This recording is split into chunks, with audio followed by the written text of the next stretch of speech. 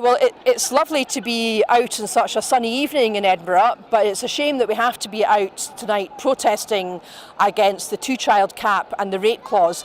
Well more than a year since Alison Thewlis, my colleague at Westminster, first spotted it in the small print of a Tory budget.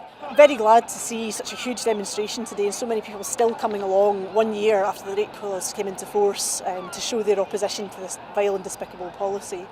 The UK government have never been able to justify this policy, and we saw that this week with Esther McVeigh's pathetic attempts to say that the rate clause was somehow double support for women and that gives them some kind of chance to talk about the most appalling and disturbing experience of their life.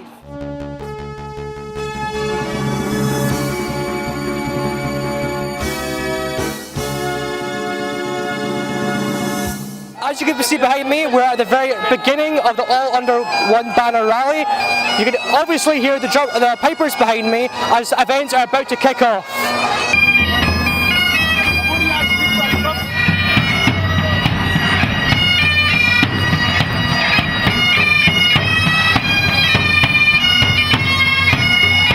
It's time to aim high, look resolutely outwards, and never, ever accept second best. Above all, it's time to believe that we can. We can build that better country we know is possible. And friends, we will. If you enjoy watching our programmes, please help us to be Scotland's independent broadcaster by signing up to become a Broadcasting Scotland supporter.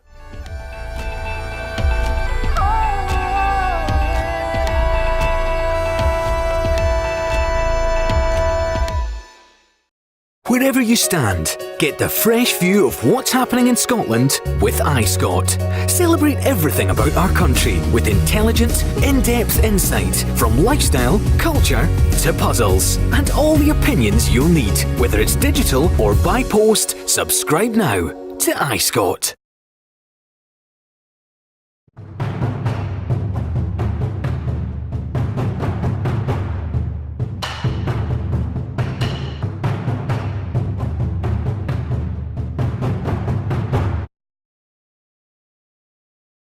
The proceeding will start shortly.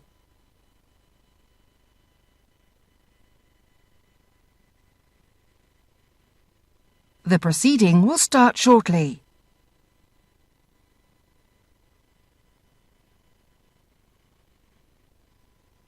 The proceeding will start shortly.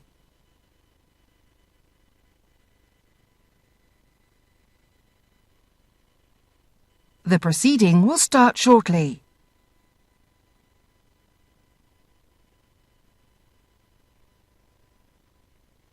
The proceeding will start shortly.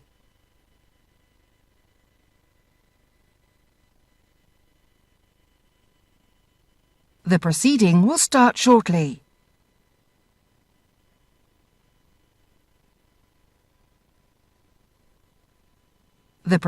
will start shortly.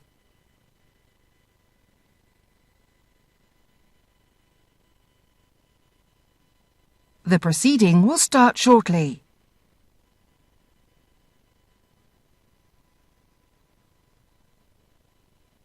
start shortly. The proceeding will start shortly.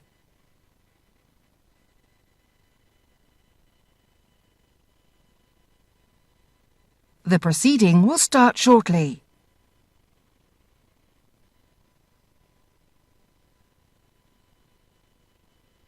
The proceeding will start shortly.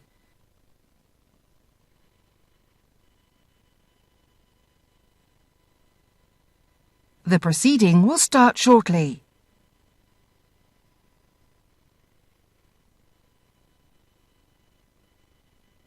The proceeding will start shortly.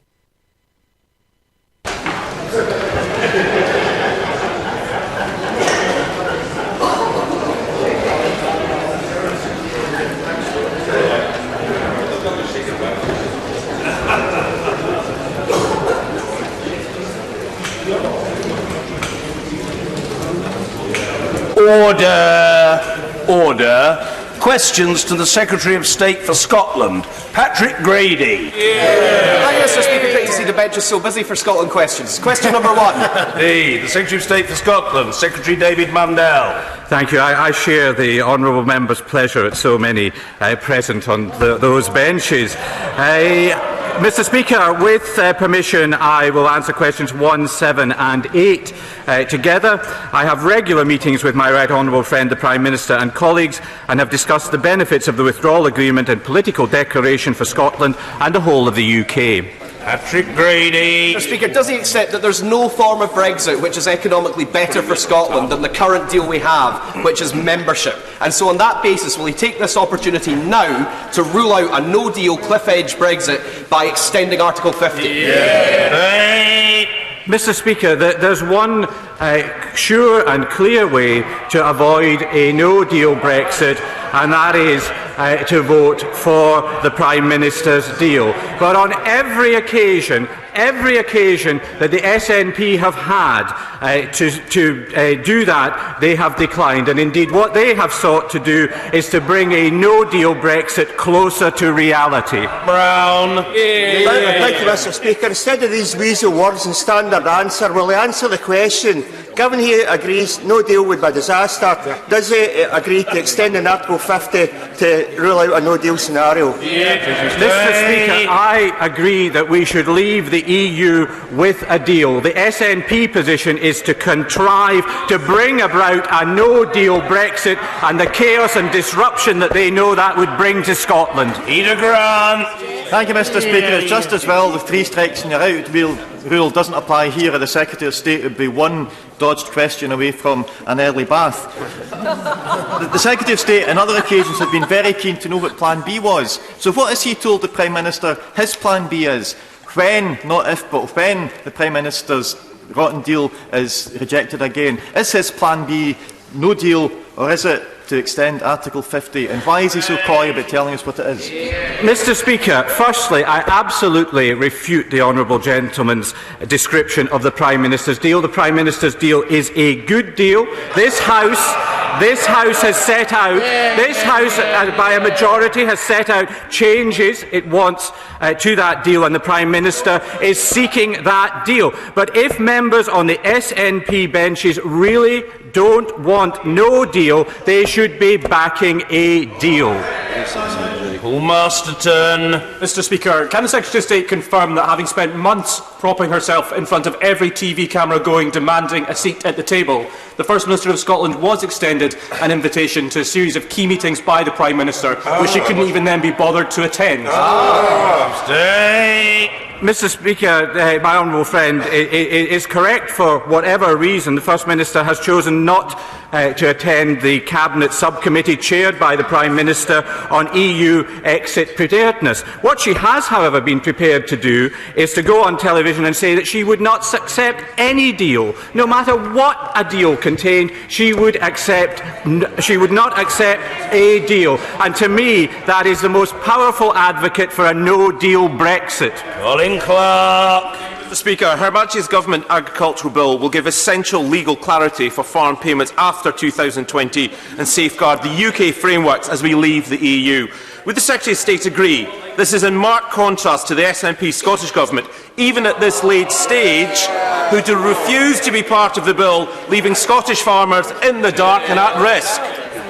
Thank you, Mr. Speaker, and my honourable friend has become a powerful advocate for Scottish agriculture in this Parliament. He is correct. We have offered the Scottish Government the opportunity to join with us in taking forward the UK agricultural bill and provide certainty for Scottish farmers. Instead, they prefer to play politics with Scottish farming and leave farmers with great uncertainty. David Duque. Thank you very much, Mr. Speaker. In line with the Prime Minister's ongoing commitment to supporting the growth of the fisheries sector outside of the Common Fisheries Policy, can I ask my right honourable friend what discussions he has had with the Prime Minister, DEFRA and the Treasury about future financial support for the sector and how best to progress with this in the interest of the industry in Scotland?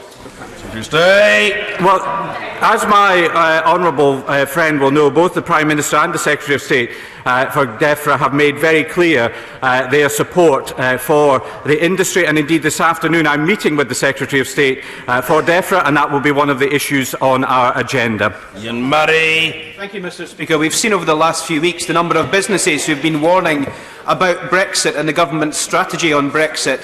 And I keep getting told by the Leave campaign, don't worry, businesses will adapt. Well, they are adapting. They're adapting by moving their holding companies and their brass plates to other European Union countries. So what's the Secretary of State going to do in the Cabinet to try and sort this mess out before it's too late? Because whilst his party and the SNP fight over flags, some of us are going to have to fight for jobs in our constituencies. Well, Mr. Speaker, I did anticipate that I would get a question from the honourable gentleman. I wasn't sure whether it would be from the Labour benches, though. What the honourable gentleman needs to do, if he is concerned to avoid a no-deal Brexit, avoid the disruption and chaos that will bring to Scottish businesses, he needs to back the Prime Minister's deal. Tommy Shepherd. Thank you, Mr. Speaker. Coming back to Brexit, the Secretary of State seems completely incapable of answering a simple question, which is, given the choice between no deal or extending Article 50 to avoid that scenario, would he choose the latter option? But leave that to one side. The papers report that he and 3 other colleagues went to see the Prime Minister on Monday of this week to discuss this very matter. Can I ask him, did he request the Prime Minister to take no deal off the table? And what was her response? Mr. Speaker, I'm very clear about the implications of no deal for Scotland and the United Kingdom, and that's why I want the Prime Minister to achieve a deal, and that's why any member in this House who does not want to see a no deal outcome should be supporting a deal. Mr. Speaker, he seems again incapable of answering a simple question. If he did indeed tell the Prime Minister to take no deal off the table, then let me commend him, because for once on a rare occasion he is actually in tune with public opinion in Scotland. The Secretary of State has threatened in the past to resign over matters of detail. When it comes to the matter of principle of having a deal or not, is he prepared to stay in this Cabinet and implement a no deal scenario?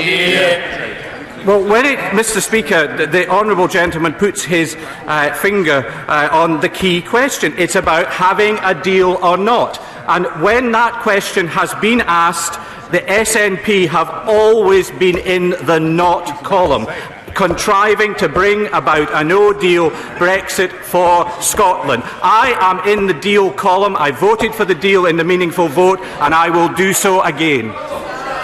Stephen Kerr. Thank you, Mr. Speaker. Does my right honourable friend agree that it's high time that members on all sides of the House, in the words of the head of Make UK, set aside selfish political ideology ahead of the national interests and people's livelihoods and voted for an EU withdrawal agreement to prevent the catastrophic event of leaving the EU without a deal? Yes. We're grateful. Leslie Laird. Thank you, Mr. Speaker. On the 12th of October 2016, when being questioned about the sweetheart deal the UK government struck with Nissan, the Secretary of State stood at this dispatch box and told the House that whatever support is put in place for businesses in the south of England will also apply to businesses in Scotland. In light of the news that Nissan were offered a financial package of up to £80 million to ensure that they would not be adversely affected by Brexit,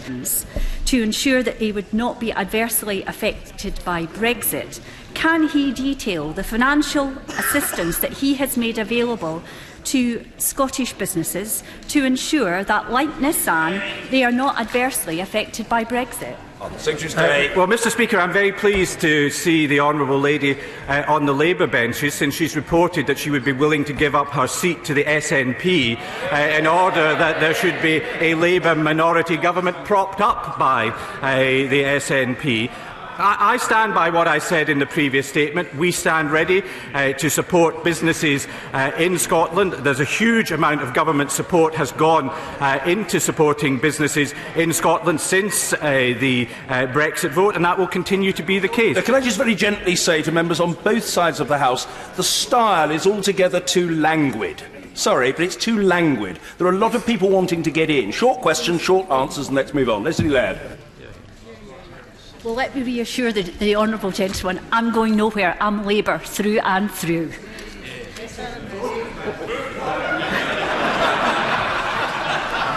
Well, you don't want to believe everything you read in the newspapers. Mr.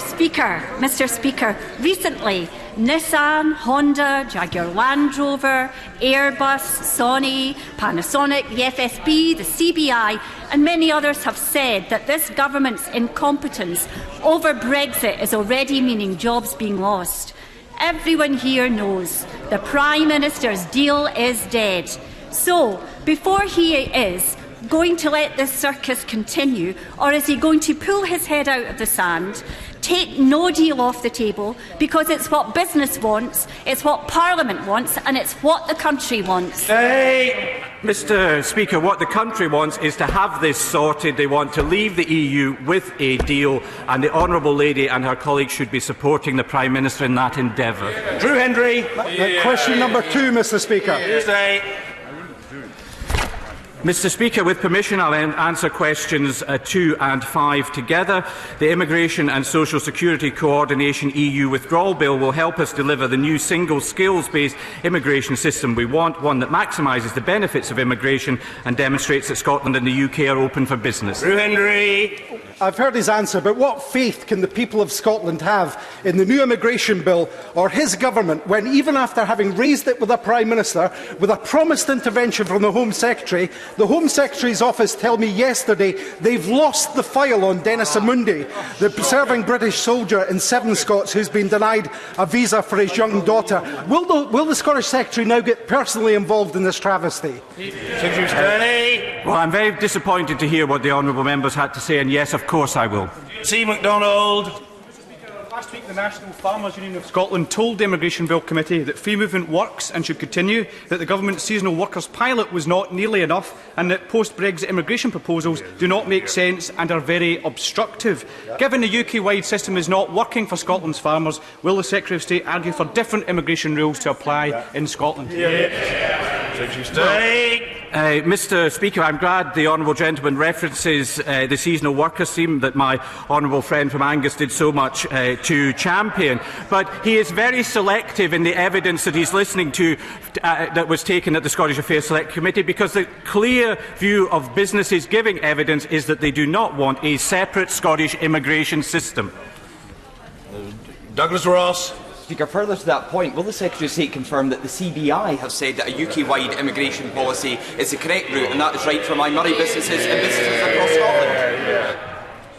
Mr. Speaker, my honourable friend is right. That is the position of the CBI, it's the position of business organisations in Scotland, because they want workers to be able to move about around the United Kingdom. So there is no justification for a separate Scottish immigration system. Luke Graham. No, the honourable gentleman. Mind. A bout of shyness has afflicted the honourable gentleman. Derek Thomas. Thank you, Mr. Speaker. I'm grateful for the opportunity. It is the case, though, both in Scotland and in Cornwall, that many low-paid but skilled jobs are provided by immigrants that come into the UK. What assurance can the Minister give that this can continue after Brexit?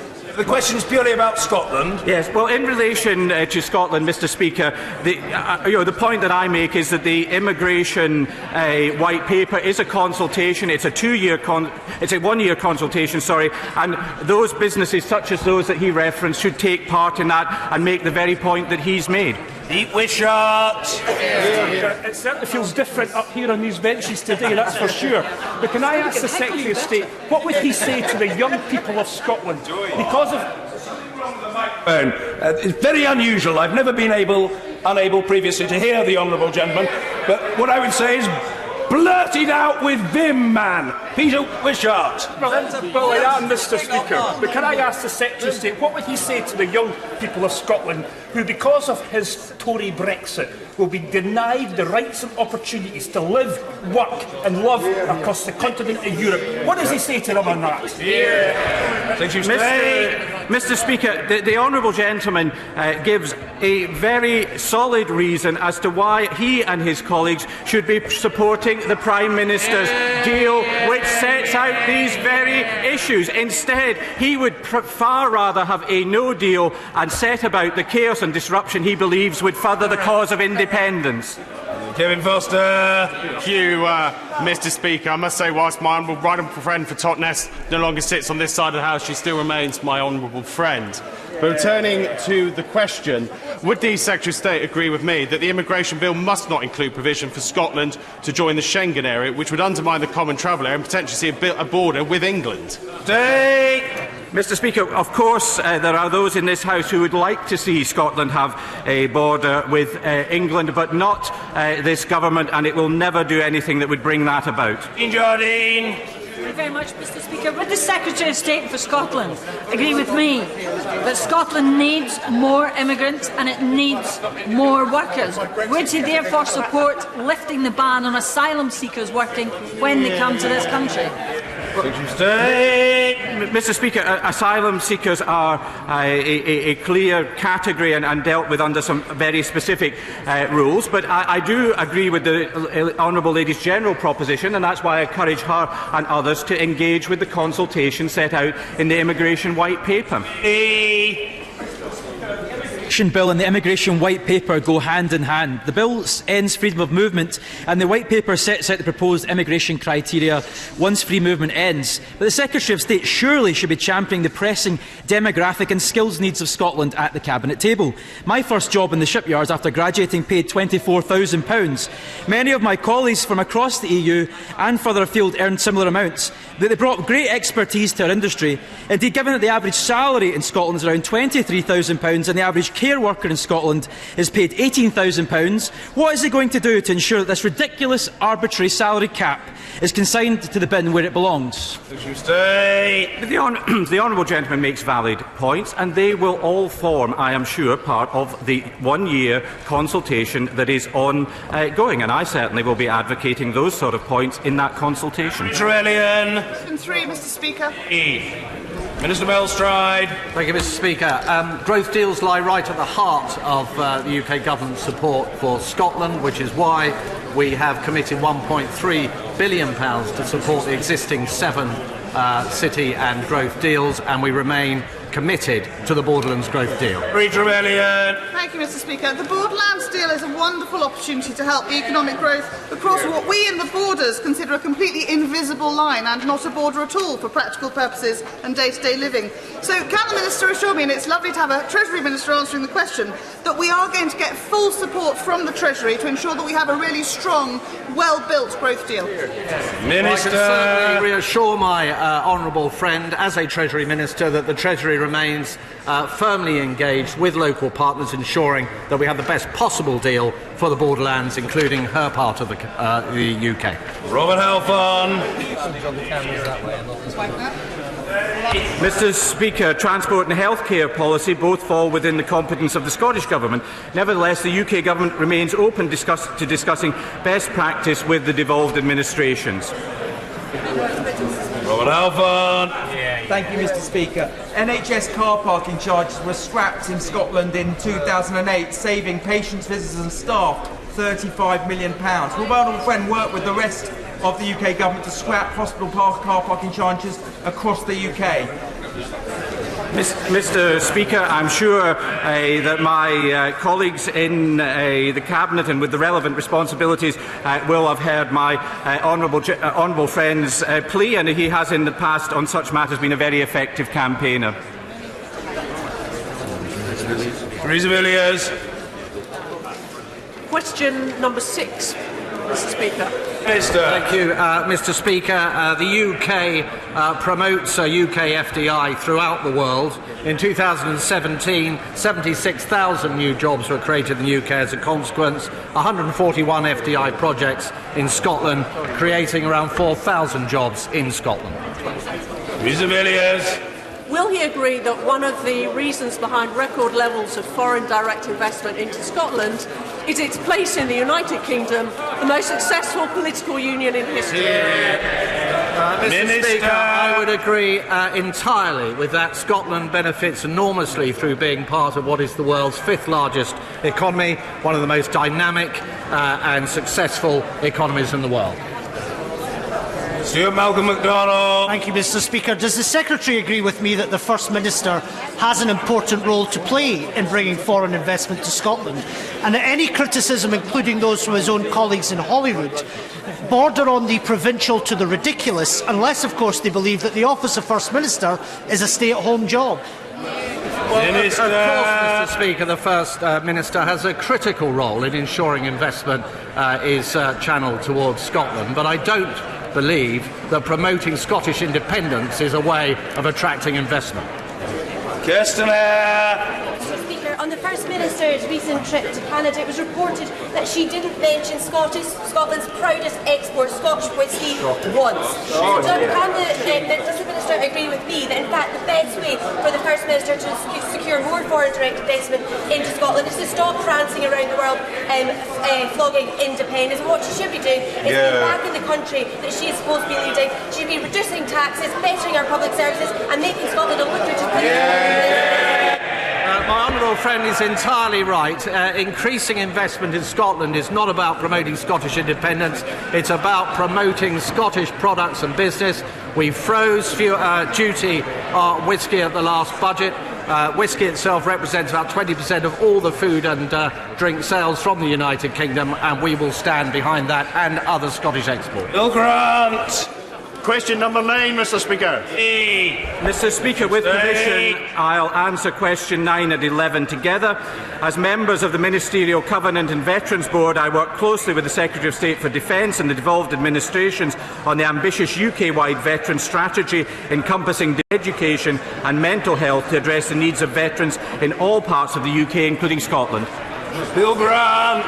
Thank you very much, Mr. Speaker. My right honourable friend will be aware that some veterans may sadly find themselves homeless. What engagement has he had with the Scottish Government or local authorities in Scotland to help resolve this matter? Mr. Speaker, my honourable friend will be aware that housing is a devolved area and the responsibility of the Scottish Government. However, the UK supports the Veterans Gateway, which, among other things, provides advice to veterans on housing and accommodation in Scotland and across the UK. Rhys Davies. Thank you, Mr. Speaker. Does my right honourable friend agree that the first ever UK-wide veterans strategy is a fantastic example of the significant amount of collaboration that occurs every day between the UK and the Scottish Government?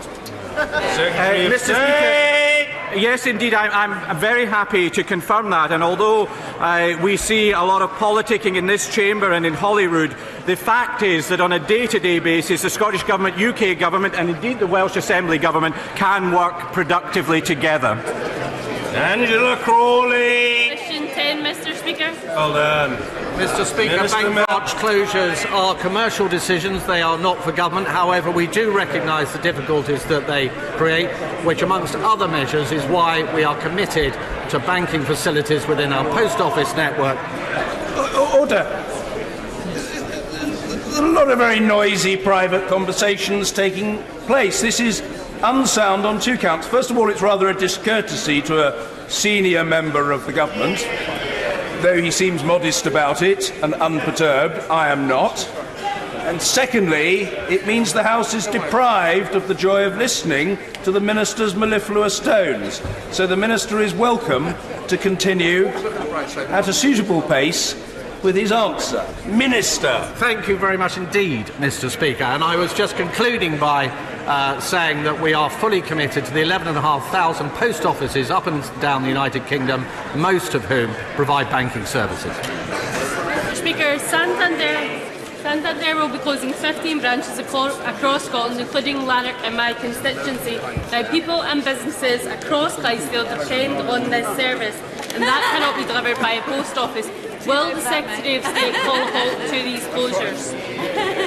Well, Mr. Speaker, I've already outlined that these are commercial decisions to be taken by Santander and other banks. We have supported the Access to Banking Protocol, which sets out very clear measures that banks must take when they do close branches to ensure that local customers are supported. Luke Graham. Thank you very much, Mr. Speaker. As my honourable friend said, some of these decisions are commercial decisions that government can't intervene on. However, they can intervene more on the post office side. Will he meet with me to discuss access to cash and the campaign that Which are running, and discuss how we can support the communities impacted by bank closures like Comrie and Alloa in my constituency? Yes. Yes. I very gently point out that this does extend beyond...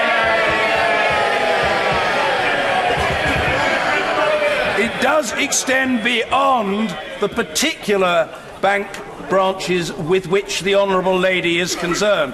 If, however, there is a sudden outbreak of unexpected shyness and reticence, the House will note that. It is a most unusual state of affairs that when previously there were quite significant numbers of members bobbing up and down with a view to taking part. Mr David Linden. Mr Speaker. Will the Minister, since he's been so generous in agreeing to meet with honourable members, agree to meet with me to discuss protecting Santander branch in Parkhead and telling the branch to savour Santander? Mr Speaker, I'd be very happy to meet with the honourable gentleman. No, when you know. Thank you. Well, we're grateful to the honourable gentleman and to the Minister for his characteristically pithy reply. We are much obliged to him for it. Order! Questions to the Prime Minister. Stephen Doughty. Question number 1, Mr Speaker. The Prime Minister. Thank you, Mr Speaker. And, Mr Speaker, first of all, I'm sure that the whole House will want to join me in paying tribute to our former colleague, Paul Flynn. He was an outstanding parliamentarian, a tireless campaigner, and championed his constituency of Newport West and Wales with energy and enthusiasm for over 30 years. Paul spent the vast majority of his career as a backbencher and wrote a helpful guide in his book Commons Knowledge: How to Be a Backbencher, before being made Shadow Leader of the House and Shadow Secretary of State for Wales. But of course he will be remembered for one of the great parliamentary quotes when he left Labour's front bench in 2016. He said, "Our glorious leader, in an act of pioneering diversity, courageously decided to give opportunities for geriatrics on the front bench. And this was so successful that he decided to create opportunities for geriatrics on the back bench." I'm double blessed. Mr Speaker, this morning I had meetings with ministerial colleagues and others. In addition to my duties in this House, I shall have further such meetings later today. Stephen Doughty. Thank you, Mr Speaker. And can I add my tribute to those words of the Prime Minister for my former constituency neighbour, friend and Welsh Labour colleague, Paul Flynn. He was a remarkable man. He will go down as one of the great parliamentarians of the last 40 years and was an inspiration to many of us. He gave me once a copy of that book when I was a teenager, so he must have seen something in me, Mr Speaker. So I'm rebellious, maybe not quite as rebellious as him, but Mr Speaker, he was a great man and he will be missed by all of us. Mr Speaker, in the midst of political crisis, it is ever more important that we put our country first. With thousands of jobs at risk and with our international reputation in question, will the Prime Minister now stop playing Russian roulette, rule out no deal, and put a deal back to the British people so they can have the final say? Prime Minister! Can I say to the honourable gentleman, first of all, as he knows, that there are two ways in which it's possible to ensure that we don't see no deal. But one is to stay in the European Union, which is not what the referendum result said, and the other is to agree a deal. And what I'm working on at the moment is taking the view of this House of Commons about the concerns of the backstop in the deal and working with Brussels to resolve that issue such that this House will be able to agree a deal. Theresa Villiers. Mr Speaker, this afternoon this House will debate anti-Semitism. And with that in mind, I quote from the statement of the Honourable Member for Enfield North, who explained Labour inactivity on this issue as that given a choice between the support of anti-Semites and ridding Labour of Jew hate, they have decided to side with anti-Semites. In the light of that, will the Prime Minister join me in urging Labour to rid their party of this scourge once and for all? Prime Minister! Can I say to my right honourable friend that I think this is a very important issue. that everybody in this House should take seriously. I never thought I would see the day when Jewish people in this country were concerned about their future in this country, and I never thought I would see the day when a once proud Labour Party was accused of institutional anti-Semitism by a former member of that party. And it is incumbent on all of us in this House to ensure that we act against anti-Semitism wherever and however it occurs. It is racism, and we should act against it. Jeremy Corbyn. Thank you, Mr. Speaker. Could I start by joining what you said on Monday in paying tribute to my friend and yours, Paul Flynn? He served in this House for over 30 years as member for Newport West. He was courageous, he was warm, he was witty.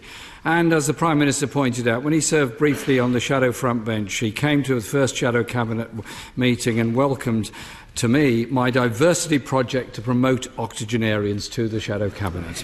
His book on how to become an MP is absolutely a must-read. He was respected all across this House, and I think we're all going to miss his contributions and his wit and his wisdom.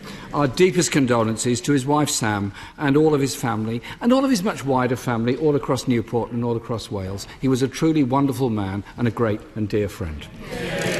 I also hope, Mr. Speaker, that the House will join me in paying tribute to Baroness Falkender, who died earlier this month, and sending our condolences to her friends and family.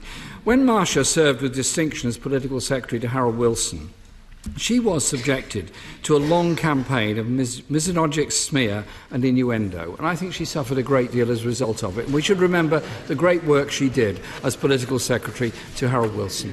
The Prime Minister responded just now to a question on anti-Semitism. I'd simply say this. Anti-Semitism has no place whatsoever in any of our political parties, in our life, in our society. Mr. Ellis, be quiet now and for the rest of the session. You used to practice as a barrister. You didn't make those sorts of harumphing noises in the courts, or if you did, no wonder you no longer practice there. Jeremy Corbyn. As I was saying, Mr. Speaker, it has no place whatsoever in our society or in any of our political parties, and my own political party takes the strongest action to deal with anti-Semitism wherever it rears its head. Mr. Speaker, last week an EU official said the UK government was only pretending to negotiate, adding there was nothing on the table from the British side. So with just 37 days to go, can the Prime Minister be clear what will she actually be proposing today when she travels to Brussels? Yeah. Prime Minister. Well, first of all, of course, there are a number of meetings taking place in Brussels. My right honourable friend, the Brexit Secretary and the Attorney General were in Brussels earlier this week and had a constructive and positive meeting with officials in the European Commission on the issue of alternative arrangements and work on alternative arrangements. The issue that I'm taking to Brussels is the one I've been speaking to EU leaders about over the last few days, and that is the concern that was expressed in this House of ensuring that we could not find ourselves in the current backstop indefinitely.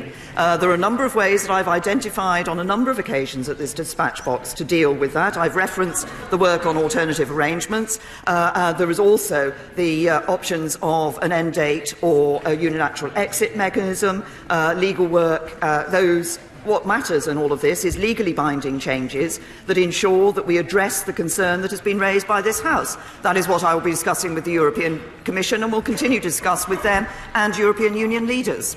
Jeremy Corbyn. Sounds like it might be quite confusing for the European Union to understand exactly what the Prime Minister is turning up with, actually.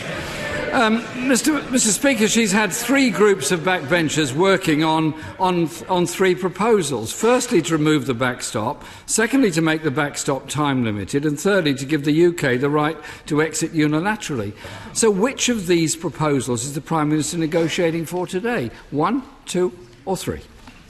Prime Minister. The right honourable gentleman points out that, as I have said, I've just said in my opening response to his question, he could have listened to that answer, but I'm happy to repeat it. There are a number of ways in which it is possible to address the issue that has been raised by this House of Commons, and work is being undertaken on those various issues. So on the alternative arrangements, for example, while the Commission has raised questions, particularly about the extent to which derogation from European Union law would be necessary in order to put those into place. And there's a concern about being able to achieve that if we're going to leave in time. Nevertheless, we have agreed that a work stream will go forward on those matters. We're also exploring the other issues. But the point is a very simple one.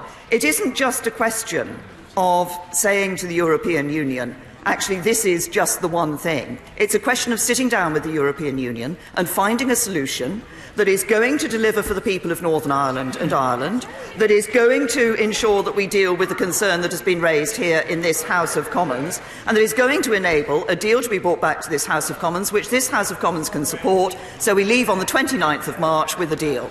Jeremy Corbyn. This week, the Foreign Office Minister said categorically, we're not leaving without a deal. But sadly, he doesn't speak for the government. Her Business Minister says he's very conscious of the damage of not ruling out a hard Brexit is having on business and industry. People's jobs and livelihoods are in the Prime Minister's hands. Will she stop playing games with people's jobs and make it very clear that no deal is absolutely ruled out? Prime Minister. People's jobs and futures are in the hands of every member of this House. Once again, the Right Honourable Gentleman could have listened to the answer that I gave to his honourable friend in the first question that he asked. There are only two ways to take no deal off the table. One is to back a deal, the other is to revoke Article 50 and stay in the European Union. Now, he's refused to back a deal, so the obvious conclusion is that he must want to revoke Article 50.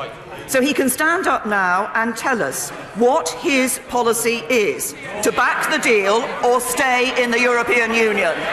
Jeremy Corbyn.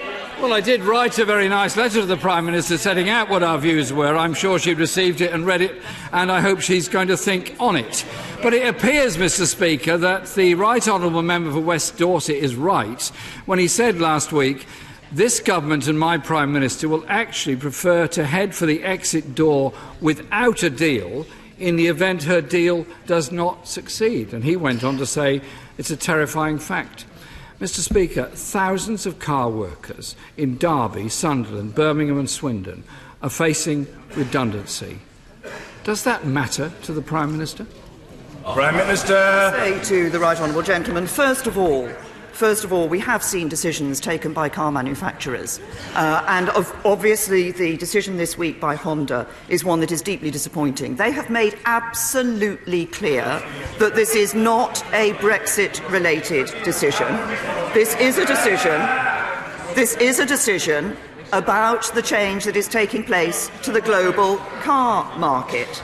Jobs, of course, matter to this government. And while the Right Honourable Gentleman wants to talk about jobs, perhaps he would like to change the habit of a lifetime and stand up at that dispatch box and welcome the excellent job figures under this government that we've seen this week. Well, the Prime Minister doesn't seem very interested in listening to those companies and industry bodies that say they need a customs union. And when she talks about jobs, will she also talk about those doing 2 or 3 jobs to make ends meet, those on 0 hours contracts, those are so low paid they have to access food banks just to survive, those suffering from in-work poverty under her watch, under her government? Last year, investment in the car industry halved. Brexit uncertainty is already costing investment. And where investment is cut today, jobs are cut tomorrow. Mr. Speaker, that uncertainty wouldn't end even if the Prime Minister's rejected deal somehow or other got through, because it promises only the certainty of a spectrum of possible outcomes.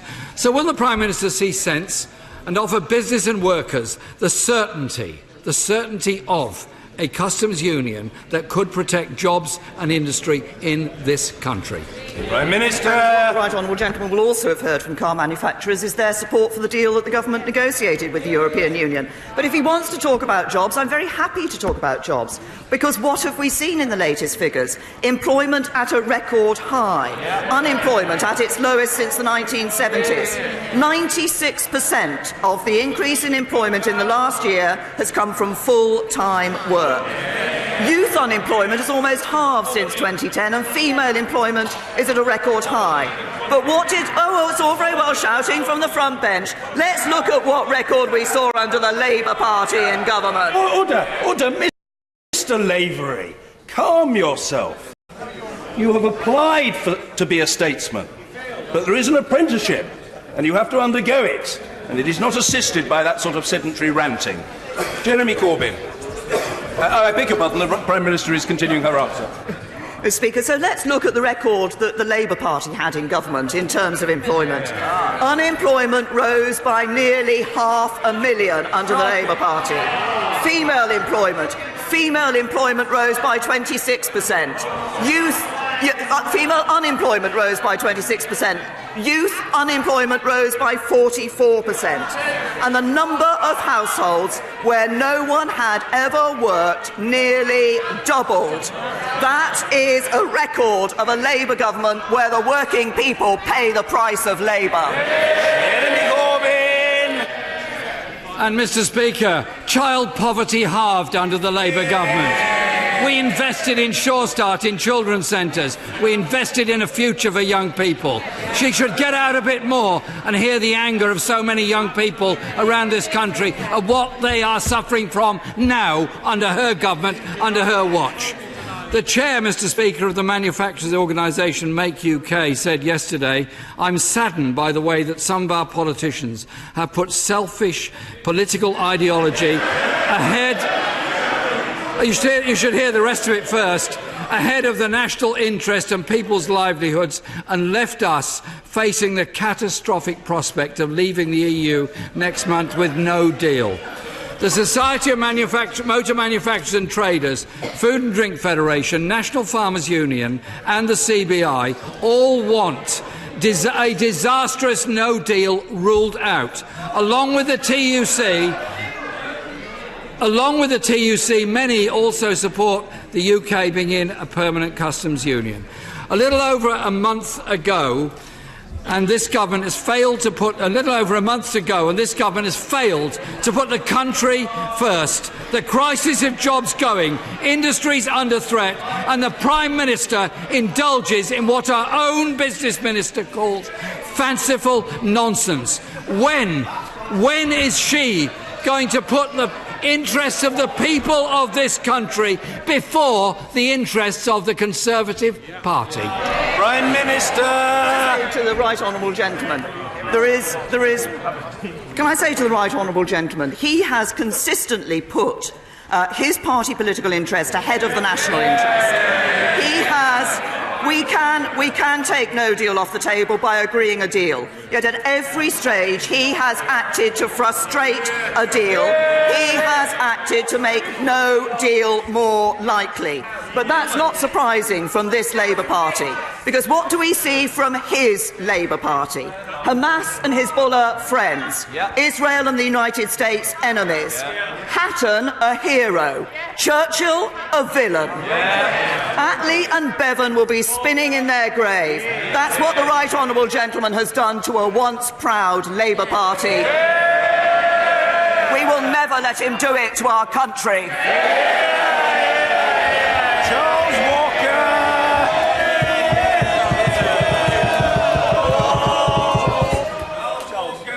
Thank you, Mr. Speaker. My right honourable friend will know from Shelter that many people in receipt of benefits are blocked from renting in the private sector. These people are often carers or have a disability. I know Number 10 is working with Shelter to resolve this problem. Will the Prime Minister give all her officials her support to resolve this pressing issue? Prime Minister! Say to my honourable friend, he's absolutely right to raise this issue. We are working with Shelter on it. I do urge that work to go ahead and to be to a fruitful conclusion. Can I also say to my honourable friend that actually this is an issue that one of my local councillors, Stuart Carroll, has raised with me, and I know he has come in to work with Number 10 as well on this issue. It's an important issue. We're working on it, and we look to find a satisfactory resolution of it soon. Ian Blackford. Thank you, Mr. Speaker. Can I associate myself with the remarks of the Prime Minister and the Leader of the Opposition for the sad death of Paul Flynn? He will be missed by many, and thoughts and prayers are with Sam and his family. He was a unique and a truly gifted parliamentarian. It was a pleasure to serve on a committee with him. It was a pleasure to have known him. Hear, hear. Mr. Speaker, Westminster is broken. We are in the middle of a constitutional crisis on the brink of a Brexit disaster. And yet, this place is at war with itself. The Tories and the Labour Party are imploding. Scotland deserves better. We need a way out. Time is running out. Will this House get to vote on the Prime Minister's Brexit deal next week? And if not, when? Prime Minister! To the right honourable gentleman. Obviously, we're in these discussions with the European Union, and we will bring a vote back to this House when it is possible to bring a vote back to bring a deal back that deals with the issue that the House of Commons has raised. We've listened to the House of Commons. We're working on the views of the House of Commons with the European Union, and we'll bring a vote back when it's the right time to do so. Ian Blackford. Mr. Speaker, quite simply, that is not good enough. Time is running out. 3,500 jobs lost from Honda. The NFU says a no-deal Brexit is the stuff of nightmares. 100,000 jobs in Scotland under threat. Prime Minister, you are bringing the UK economy to its knees. How many warnings? How many jobs? How many resignations will it take the Prime Minister to stop this madness? If you don't act, Prime Minister, Scotland will. Prime Minister! Can I say to the right honourable gentleman, we see debt down, deficit down, jobs up, taxes down. Oh, taxes down. Not in Scotland, of course, where the SNP are putting taxes up. And if he says it's not good enough, I'll tell him what's not good enough. It's an SNP that wants to take Scotland out of the United Kingdom, knowing full well that being a member of the United Kingdom is worth £1,400 every year for each person in Scotland. He talks about damaging the economy. The only people who are going to damage the economy in Scotland are sitting on the SNP benches. Leo Doherty. Thank you very much, Mr. Speaker. Will my right honourable friend, the Prime Minister, join me in thanking the Home Secretary for making it very clear that those who join or support terrorist organisations abroad do not deserve British citizenship, and that this government is not a soft touch for terrorists? Well, can I say to Minister? I think it is an important message for us to give that we're very clear that we will take action against those who are involved in terrorism. Obviously, the question of deprivation is one that each Home Secretary deals with on a number of occasions. I've dealt with deprivation cases myself. There's a very clear set of criteria on which the Home Secretary considers that matter. But the overall point my honourable friend makes is absolutely right, which is how important it is for this government and this country to make very clear that we will take action against those who are involved in terrorism. Eleanor Smith. Thank you, Mr. Speaker. Before I go into my question, could I just say about Paul Flynn, a colleague? I went to Bangladesh with him and his wife, and it was absolutely lovely. He's a very nice person who surely will be missed. Can I give my condolence to his wife, Sam, and hopefully she'll get in contact with me as soon as we can. Thank you. Right. Prime Minister.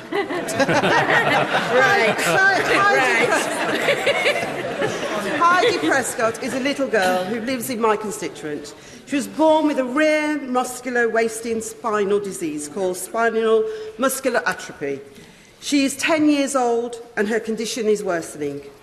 Heidi is now losing the ability to walk and is spending most of her time in a wheelchair. There is a treatment which could help Heidi to slow down the deterioration and prolong her life. It's called Spinraza. It's not available in England, but will be in Scotland in April 2019. Can I ask the Prime Minister, why can't this treatment be accessible to my constituent, Heidi, and other children in England with this disease? Prime Minister. To the honourable lady, obviously she's raised a particular case about Heidi, her constituent. And obviously, I'm sorry to hear that Heidi is in these circumstances. The question of the drugs that are available and the treatments that are available, obviously we do have a robust independent process through the NICE reviews to look at new medicines that are possible, and this is the case with Spinzara. I'm pleased that Biogen have actually submitted, as I understand it, a revised submission for the NICE Appraisal Committee to consider, and that a meeting has been arranged for the 6th of March, under which those recommendations will be considered. Sir David Amis. Parliamentarians should be horrified that any human being would spend the night sleeping on a pavement. And in that regard, would my right honourable friend take the opportunity, following the visit from the relevant Minister for Derbyshire, that Southend Borough Council, together with its associated bodies, has reduced rough sleeping by 85%, and that's another reason Southend should become a city.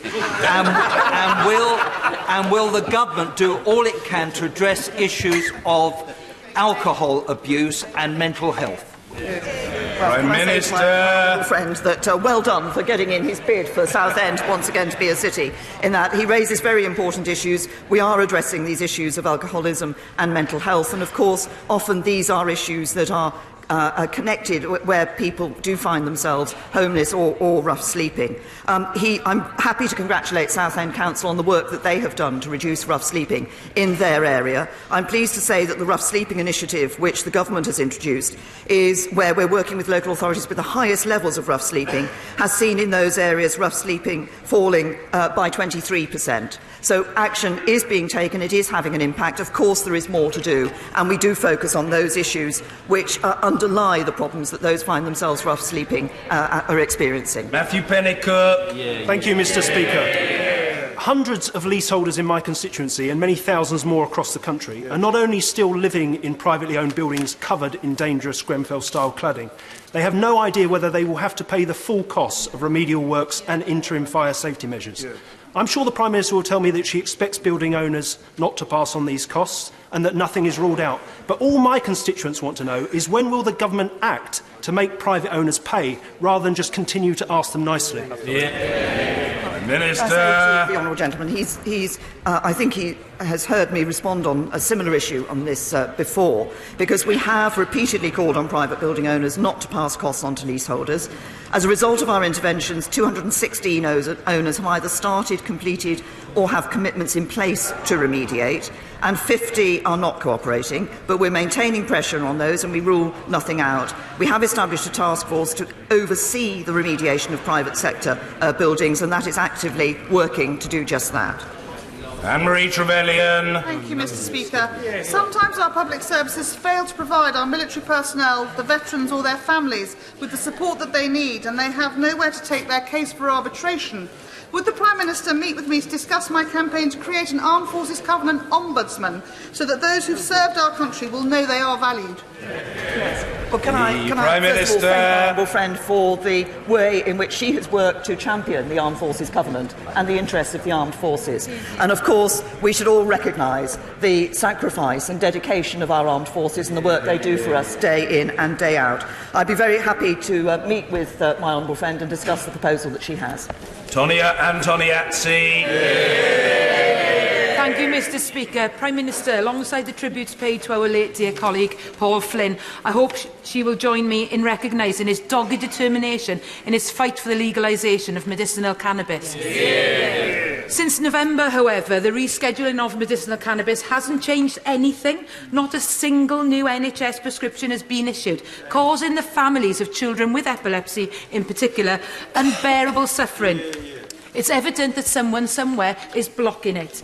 But did the government mean to block this life-changing medicine to these children? And if not, what will they do about it? Prime Minister. The Honourable Lady, that, of course, the government has taken action in relation to the issue of medicinal cannabis, but the important thing is that decisions are taken on the basis of clinical evidence and taken by those who are best able to take those decisions, rather than simply being taken by government ministers. So a process has been put in place to ensure that where there are cases, those cases are looked at, they are looked at very carefully, and decisions are properly taken by the clinicians who are best placed to do so. Philip Hollowbone. The Home Secretary is to be congratulated for his swift and decisive action in removing British citizenship from Shamima Begum. But the fact remains that of the 900 British nationals who've gone to support Daesh fighting against British armed forces in Iraq and Syria, only 40 have been prosecuted. With 400 of these individuals set to return back to this country in the very near future, will the Prime Minister revisit the provisions of the Treason Act to make sure that these appalling activities receive suitable and just punishment? I say to Minister. Obviously our priority is ensuring safety and security here in the UK.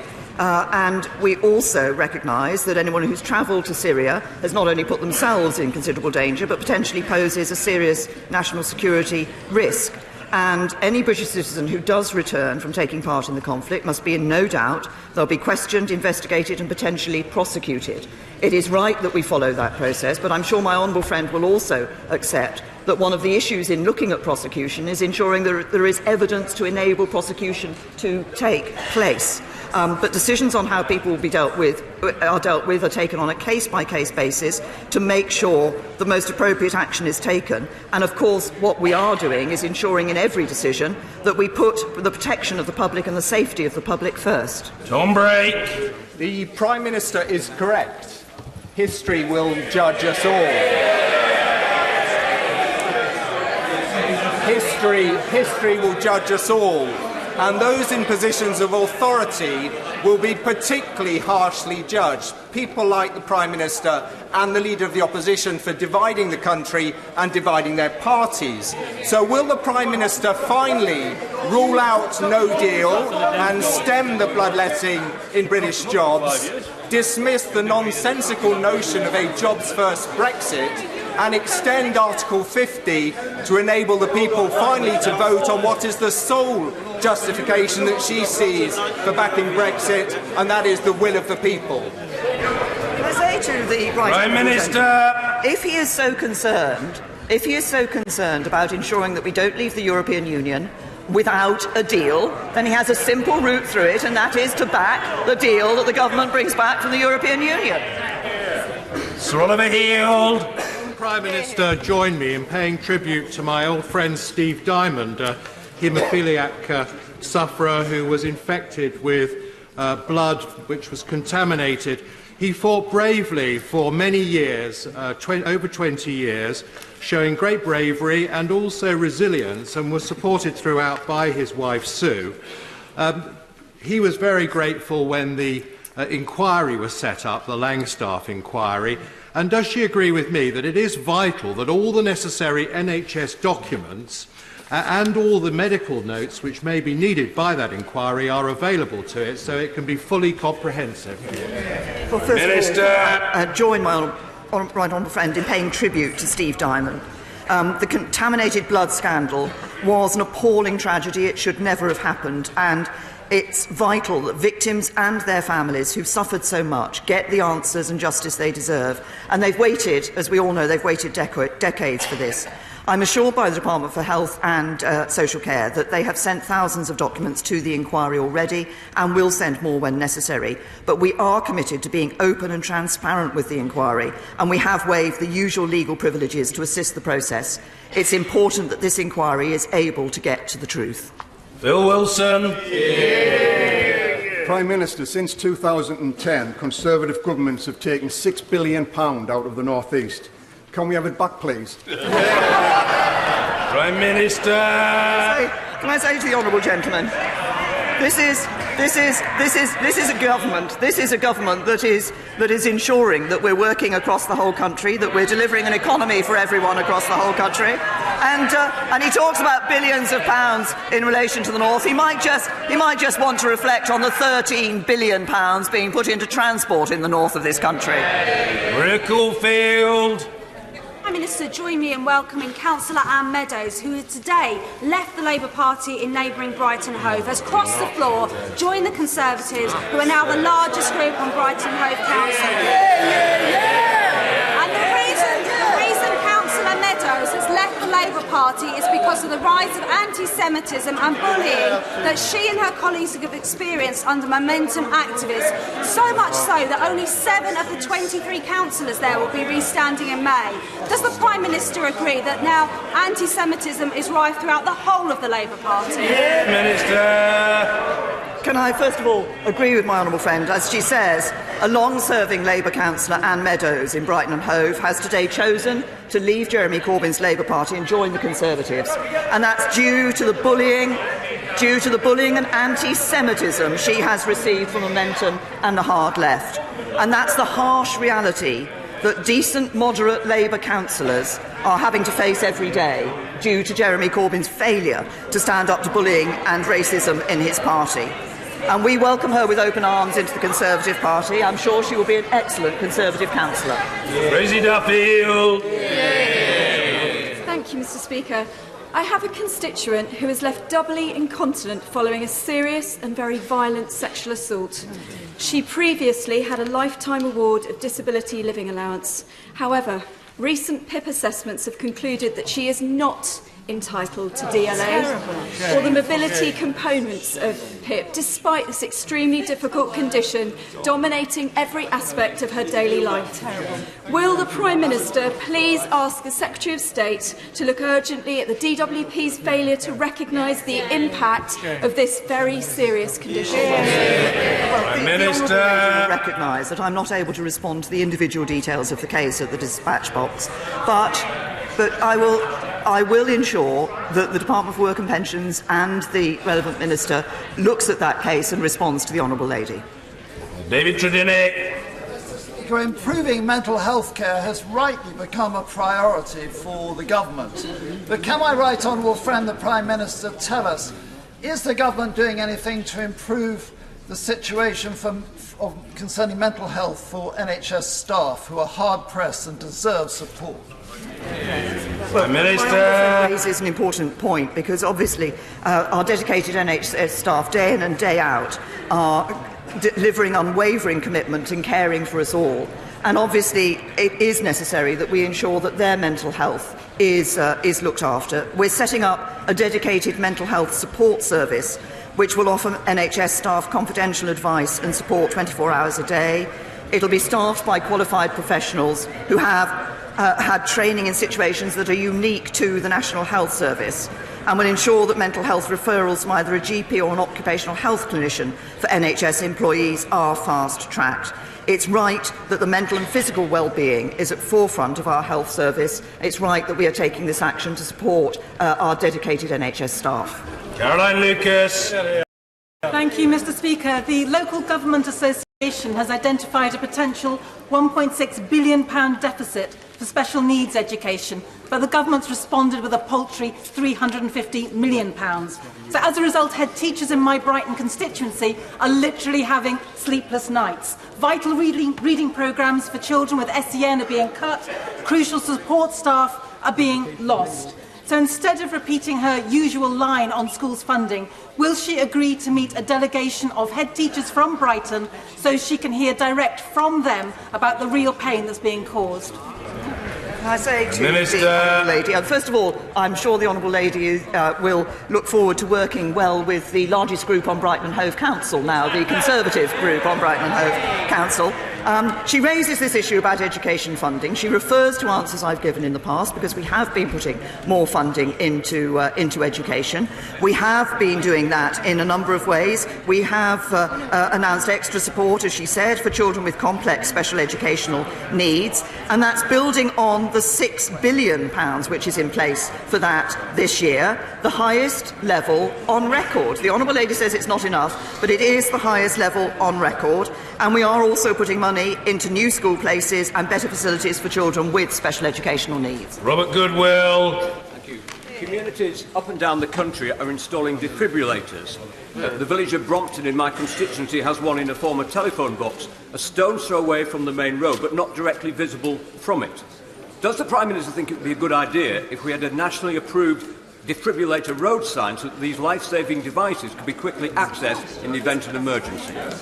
Prime Minister! Can I commend the action being taken in my right honourable friend's constituency? I see the same action being taken in my constituency of people ensuring that defibrillators are available. He's raised a very interesting point, and I'll ask the Department of Transport to look at it seriously. Lyndon! Thank you very much, Mr. Speaker. Recent research from the charity Bliss shows that 2/3 of dads have to return to work whilst their premature or sick babies are still in the neonatal intensive care unit. So if the Prime Minister thinks this is unjust, will she work with me to ensure they change employment law and make sure that the dads and parents of premature babies like myself get the support they need to support their families? Minister! Can I say, gentlemen, obviously I know this is an issue that's close to the heart of many members, but particularly close to the heart of the honourable gentleman. And I know that he has met with ministers to discuss this issue last year. Officials in Bays are undertaking what is a short, focused internal review of provisions for parents of premature, sick and multiple babies to obtain an understanding of the barriers to participating in the labour market. They're working with organisations such as Bliss, The Smallest Things and TAMBA to better understand these issues, and they've held focus group with a number of parents, and they've offered to discuss the conclusions that are reached with those interested parties in due course, and I'm sure we'll be happy to meet with the honourable gentleman to discuss this and taking this forward. Thank you, Mr. Speaker. The Prime Minister will be aware that the British Army has engaged in a recruitment campaign in Commonwealth countries. However, it is the case that only after soldiers have signed up for minimum 4-year contracts do they find out that they are not allowed to bring their children to this country. Given that these are brave women and men who are prepared to put their lives on the line for us and our country, I hope the Prime Minister will agree with me that this is something that needs to be looked into urgently. Will she therefore kindly agree to meet with me and others concerned to see how this matter can be progressed? Minister! My right honourable friend, that the issue, I'm aware of the issue that he has raised. I'm told by the Ministry of Defence that they do make sure that information is available to individuals about what their situation will be. But I know that this is a matter that obviously crosses, it's not just of concern to the Ministry of Defence. Obviously, the issue of the immigration rules rests with the Home Office as well. And and I will certainly meet with my right honourable friend and discuss this issue. Cunningham. Thank you, Mr. Speaker. 70% of flights are taken by 15% of the population, yet the Tees-Mayor has just spent up to £90 million of taxpayers' money buying an airport when most people across the area can't get a bus home after 6:30 at night. Could you help them out? Prime Minister! Can I say to the honourable gentleman, I recognise the importance of buses to our communities. We've been spending £250 million every year to keep fares down and maintain an extensive network. And the honourable gentleman might like to know that actually since 2010 we've seen 10,000 new routes across the North and the Midlands, and live local bus services registered have increased 15% in just the last 2 years. Roger Gale!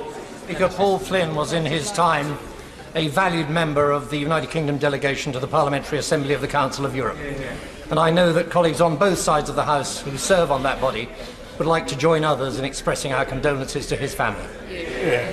Mr. Speaker, my armed forces constituents will be pleased to know that with effect from the start of this year, ex-service men and women will receive ID cards.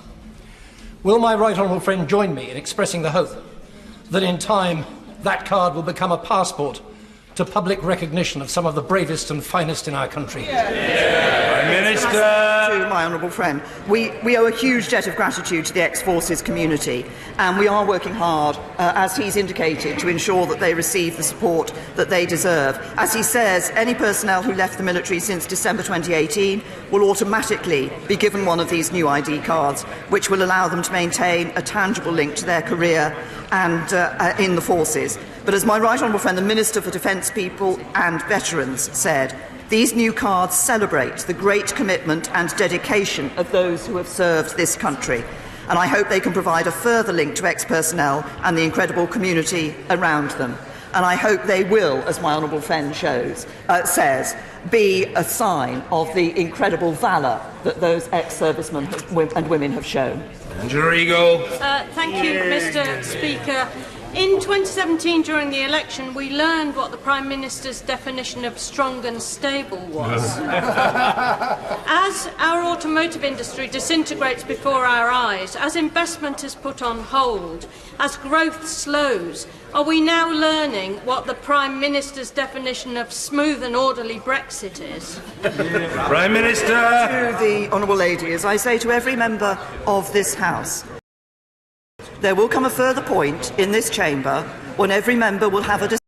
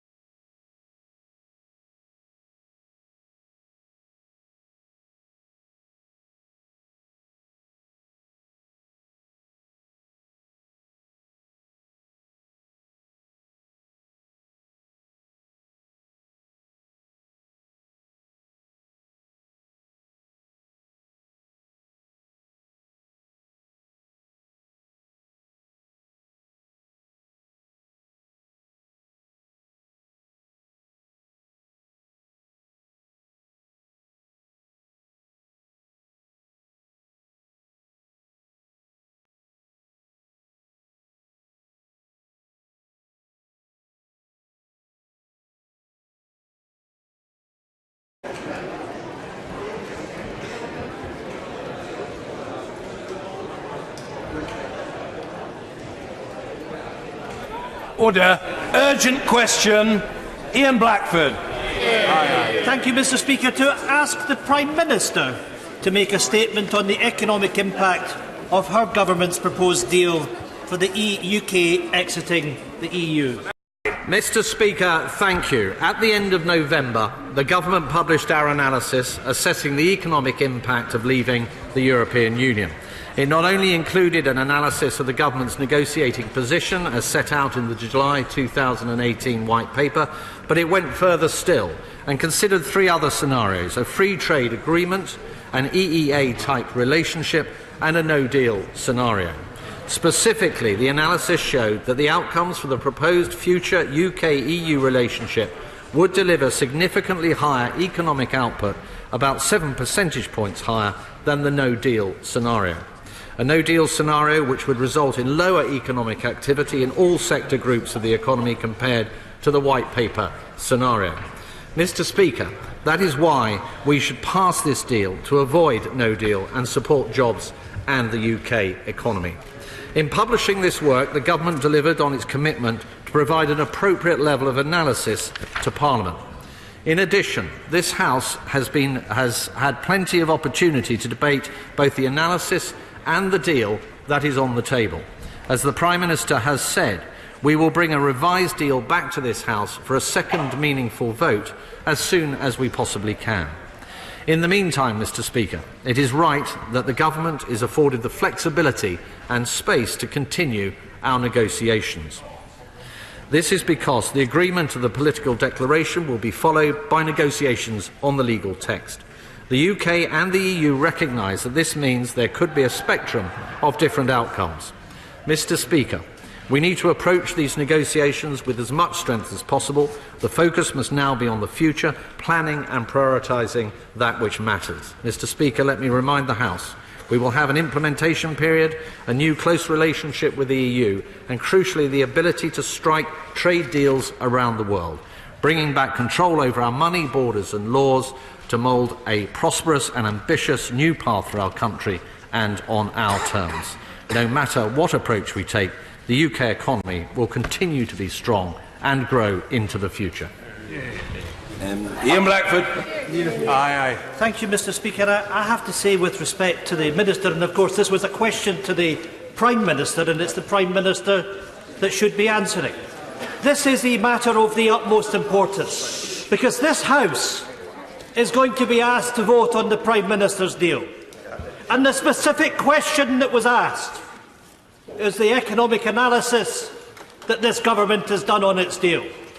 And it's quite clear from the answer that the Minister has just given that the government has done no analysis on this deal. And the most important matter that arguably that this House has voted on since the Second World War, we don't have an economic impact statement from this government. Mr. Speaker, that is once again this Conservative government treating this House, treating the United Kingdom with contempt.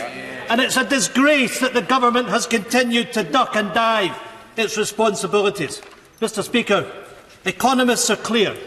The PM's deal is set to hit GDP, the public finances and living standards. Analysis published by the LSE estimates the Brexit deal could reduce UK GDP per capita by between 1.9 and 5.5% over 10 years, compared to remaining in the EU. The National Institute of Economic and Social Research have warned if the government's proposed Brexit deal is implemented, then GDP in the longer term will be around 4% lower than it would have been if we stayed in the EU. The Bank of England analysis states that the government's deal will raise unemployment by 4% and inflation by 2%. Mr. Speaker, the Prime Minister is running feart of the truth, with her government refusing to admit the damage that her deal will do. The government cannot claim that its November document covers its deal. Let's look at the facts. Page 17 of the Treasury analysis looked at the modelled average free trade agreement, and it states, as such, it does not seek to define or model a bespoke agreement. But, Mr. Speaker, the Prime Minister tells us she has a bespoke deal. The Treasury analysis continues. This scenario is not indicative of government policy, as it would not meet UK objectives, including avoiding a hard border in Northern Ireland. There we have it, in black and white. The Treasury analysis conducted last year does not account for the Prime Minister's deal. So I say to the government, where is the analysis? MPs continue to be expected to vote on the proposed deal without the government explaining the economic consequences, the height of their responsibility. Mr. Speaker, this deal would be a disaster for Scotland, taking us out of the EU single market and customs union. We know that up to 100,000 jobs in Scotland are under threat. This government is sticking its head in the sand. Everyone knows that this government is bringing our economy to its knees. We cannot allow the Tories to drive us off the cliff edge. No government can be allowed to bring forward a vote on such a significant matter without an economic assessment. It must be published. Shame on the Prime Minister if she fails to protect our economy. Shame on those on the government benches if they allow businesses to collapse and jobs to be lost. And shame on any MP, including the Leader of the Opposition, if they march through the lobbies to deliver a deal that secures economic catastrophe. Mr. Speaker, no member should believe this is a binary choice. It is not. There is not a choice. There is not a choice of no deal or this deal. Both are bad. Both will plunge our economy into an unmitigated disaster. Order. Just before I ask the Minister to reply, I very generously did not interrupt the flow of the Right Honourable Gentleman's eloquence, or indeed, for that matter, the eloquence of his flow. However, by way of a public information notice, can I say to the House, and it is not directed particularly at the Right Honourable Gentleman, because I have seen this burgeoning phenomenon in recent times, that an urgent question is supposed to be that, not an urgent oration with whatever rhetorical force and insistence it is delivered.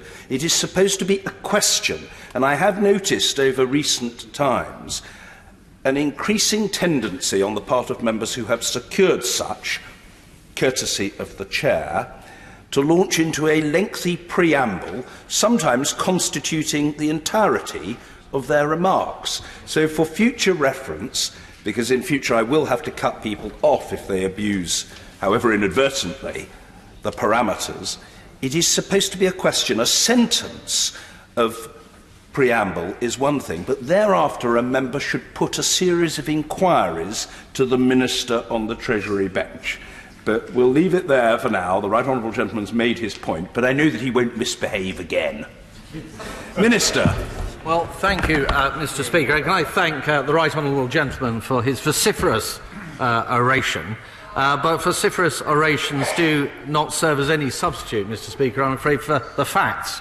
And I need to remind the right honourable gentleman of some of the facts in respect of the points that he made. He says, Mr. Speaker, that we have made no analysis of the impact of these arrangements on the United Kingdom economy, and that is simply not the case. The information that we have come forward with is a very robust analysis of the future outcomes of the 4 different scenarios which we consider in that analysis. He levels the charge, Mr. Speaker, that we are treating the United Kingdom in some way with contempt. That is certainly not the case. This House has been very deeply preoccupied with the matters of Brexit and the nature of the way in which we may exit the European Union, and indeed the Prime Minister has set out that there will be further debate this time next week, to be followed in the event that we haven't passed a meaningful vote with another amendable motion before this House. The right honourable gentleman also says that the deal, as he terms it, would have a negative impact on the UK economy. Well, what the analysis clearly shows is that under every single scenario that it analyses, it is better to have this deal than no deal or any of the alternatives. And finally, Mr. Speaker, he made the observation that, or decried the fact that we had not put forward a bespoke deal for analysis within our analysis, and that really, Mr. Speaker, is to illustrate the lack of understanding that the right honourable gentleman has as to what the future political declaration is all about, which is a range of possible outcomes, and that is entirely what this analysis models. Mr. Kenneth Clark. Perfectly obvious to all those involved in the negotiations, both the British negotiators and the EU negotiations, that if Britain were to leave the EU with no deal, it would be disastrous for the British economy in the medium to long term, and extremely damaging to the economies of many EU countries, particularly those the nearest to the UK.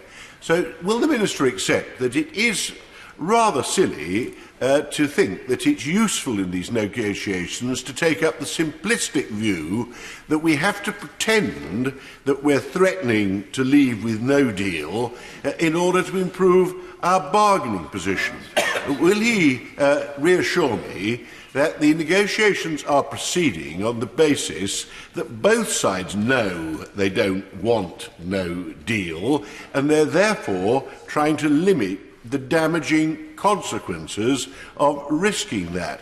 And really what we should pursue is retaining the benefits of the customs union, the benefits of the single market, and the continued free trade with our largest customer in the world, as it's always going to be, which is being urged upon us by every industrial leader in this country. Well, my right honourable and learned friend, Mr. Speaker, is entirely right that a no deal would be a very unsatisfactory outcome. But of course what the House will appreciate is that the only way of avoiding a no deal is to secure a deal, and that is why the Prime Minister will be shortly returning to Brussels to have further discussions with the EU Commission and Jean-Claude Juncker in pursuit of a deal. Jonathan Reynolds. Speaker, for over 2 years, businesses and trade unions have called for clarity about the government's Brexit deal. And for 2 years, there's been nothing but delay and a total lack of clarity.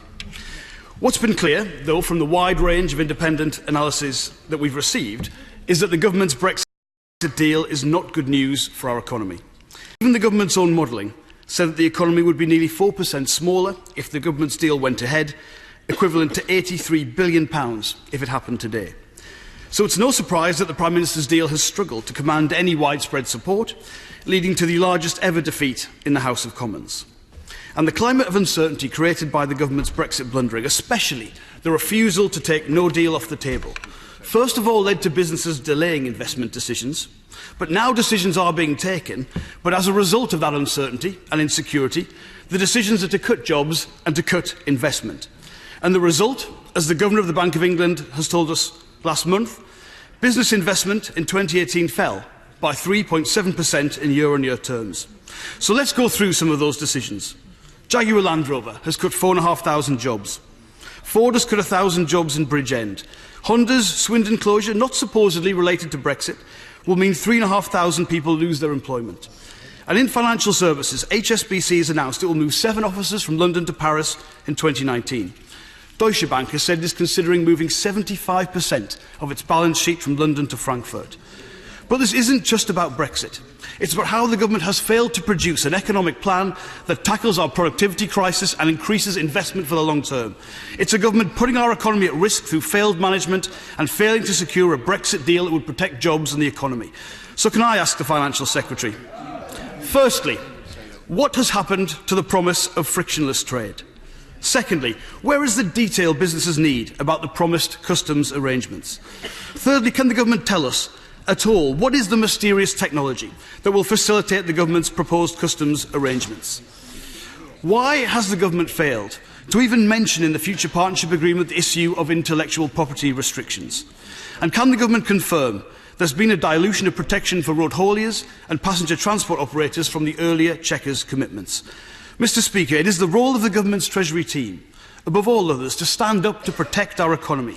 It is as though the Chancellor has simply gone missing. But the government has run out of time. We cannot wait any longer for the answers we need, and the country cannot wait any longer for the answers it deserves. Well, Mr. Speaker, the honourable gentleman accuses this side of the House as having a lack of clarity around the issues of Brexit, and I find that slightly rich coming from the Labour front bench, given the position that the Leader of the Opposition has flip-flopped around as to whether to be within or without of the customs union, whether or not to honour the pledge that he appeared to make at his party conference for a second referendum, which appears to have been parked now. It does seem to me, Mr. Speaker, that the opposition are trying to ride at least 2 horses on this issue, if not more. And we know what happens when you do that. It tends to get rather painful in the end, as we are perhaps seeing in more recent events. He refers to the parliamentary defeat that the government suffered more recently. He chose to overlook the fact that the House did unite around a particular way forward, and that is to seek changes to the backstop arrangements, which is the main focus now of the negotiations that are continuing in Brussels. He referred to various impacts of employers and changes and the impact on the economy and employment, and that gives me a good opportunity, Mr. Speaker, to remind him of some of the facts that we have about the highest level of employment in our history as a country. We have the lowest level of unemployment since the mid-1970s. We have halved youth unemployment since 2010. And lest it be forgotten, of course, we know that with every Labour government in history, they have always left office with unemployment higher than it was when they entered office. Sir John Redwood. Will the Treasury issue a codicil or clarification on its economic forecasts, looking at what happens if we leave in March under the managed WTO model, when we spend the £39 billion plus of the withdrawal agreement on boosting public services and boosting our economy at home? We were bound to be better off. Isn't that true? I think an important point to make about the modelling is to recognise that it is on the basis of the status quo, so the model would not take into account the kind of factors that my right honourable friend has raised, or indeed changes in productivity or trade flows and other factors. And it will be really for individual members to assess those particular issues, the ones that he has raised in that context. Hilary Benn. Thank you very much indeed. Mr. Speaker, things have come to a pretty pass when here we are 37 days from Brexit and the House of Commons is actually discussing which of several options, all of them economically damaging, we should choose for the future of our country's economy. Since it is the government's policy that it is planning for a no-deal Brexit. Could the Minister explain to the House what possible justification there is for that, given that its own economic assessment shows it would have the most damaging impact on the British economy? How could such an act of economic self-harm ever be justified?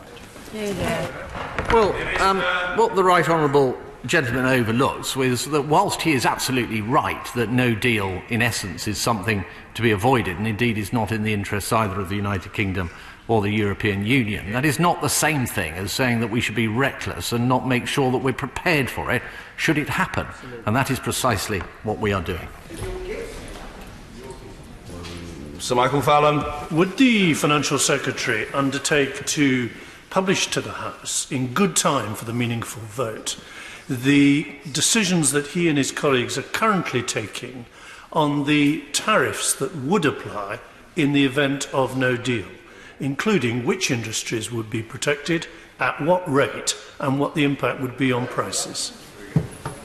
Well, Mr. Speaker, tariff policy in the event of no deal is clearly something that we are heavily engaged with. He rightly identifies the aspect or element of tariffs that relate to protecting domestic producers, and that, of course, will be a very important part of the considerations that we are undertaking at the moment, and we will come forward to the House in due course with the details of those tariffs. Mr. Vincent Cable. Brexit uncertainty is one of several factors contributing to the crisis in the car industry, which previous governments, Conservative, Labour and Coalition, did so much to promote. Can the government say what assurances they've had from Toyota, BMW and Vauxhall that they're not going to follow the pattern of disinvestment that we're now seeing? Well, Mr. Speaker, I think the Right Honourable Gentleman's question would be most appropriately directed towards the Bays Department as to the specifics of the companies that he has listed. But I think Honda, which is a company that has already been raised in this particular respect, has made it clear that it is not a consequence of Brexit that is causing them to take a decision to depart the United Kingdom. It is more to do with changes in international around cars and the position of diesel in that respect, and of course the deal that Japan has struck on zero tariffs in a few years' time for exports from Japan into the European Union. Sir Desmond Swain. What would be the economic impact of membership of a customs union where access to our market was conceded to a third party without any reciprocal arrangement of our access to theirs? Well, my right honourable friend asked a very specific and interesting question, which begs, I think, many other questions as to exactly the form of the model that he is postulating. The important thing when it comes to access to our markets, Mr. Speaker, going forward, is that we have a tariff policy that both protects those domestic producers in our economy where they require protection, also ensures that our trade remedy regime is robust so that we can prevent the dumping of products into the UK market, but also is sufficiently liberalised such that the cost savings that would accrue to liberalised tariffs is there for the benefit of both consumers and for those who use those products in the production process that they have within the UK market. Helen Goodman. Mr. Speaker, I'm sorry that the Honourable Member for Broxtowe isn't in her place to ask this question herself, but last week she withdrew her amendment asking the government to publish their papers on the impact of no deal. Is the government still going to hold to that promise, even though she has defected from the Tory party? The analysis that the Honourable Lady refers to, of course, is contained within the cross-government analysis which we are discussing as part of this urgent question. Mr. Jacob Rees-Mogg. Thank you, Mr. Speaker. As the Treasury's forecasts before the referendum were woefully inaccurate, and the OBR was set up specifically to stop politicised reports coming out, would it not be better to consult a newspaper horoscope than Treasury forecasts? Yeah. Well, I hate to disappoint my honourable friend, ingenious though and amusing though his question is, but I should point out just one fallacy in the premise to his question, which is that these are not forecasts. Ian Paisley. Thank you, Mr. Speaker. In the search for a withdrawal agreement that we can all support, can the Minister now confirm if draft proposals have been put forward to Europe that have put in place or have drafted a legally binding textual change to the withdrawal agreement? Well, Mr. Speaker, we have made it clear that our ambition is to strike an amended deal with the European Union so that we put beyond doubt this issue of how permanent or otherwise the backstop arrangements might be. I am not in a position to comment on the specifics of these negotiations that are ongoing at the moment because I'm not intimately involved with them. Kirsten Hare. Thank you, Mr. Speaker. Of course, we know that the economic impact that was done, assessment that was done on the Chequers deal, showed that there would be no impact on growth in Scotland. But does the Minister agree with me that nationalists have made it very clear that they will accept no deal that's put on the table? Because I know, the Minister knows, my constituents know, businesses in Scotland know that this is all just to cause the ultimate chaos to pave the way for independence. Correct. What the analysis shows is that under all the scenarios being considered, including no deal, it is the case that a deal based on the 2018 White Paper will result in a better result for our economy, for every sector, for every region and for every country, including Scotland, of the United Kingdom. Mark Francois. Thank you, Mr. Speaker. As the Chairman of the Select Committee said, today is D-37. So in some 5 weeks from today, we will have honoured the wishes of 17.4 million UK citizens and left the European Union. But military veterans living in Cyprus will also be affected by some of these changes, not least because we recently signed a double taxation treaty with the Cypriot government. The Minister personally intervened in that negotiation to allow a 5-year transition period for military veterans receiving state pensions to have longer to adjust. He played a blinder on honoured the covenant, and on their behalf, may I thank him today for everything he did to look after them.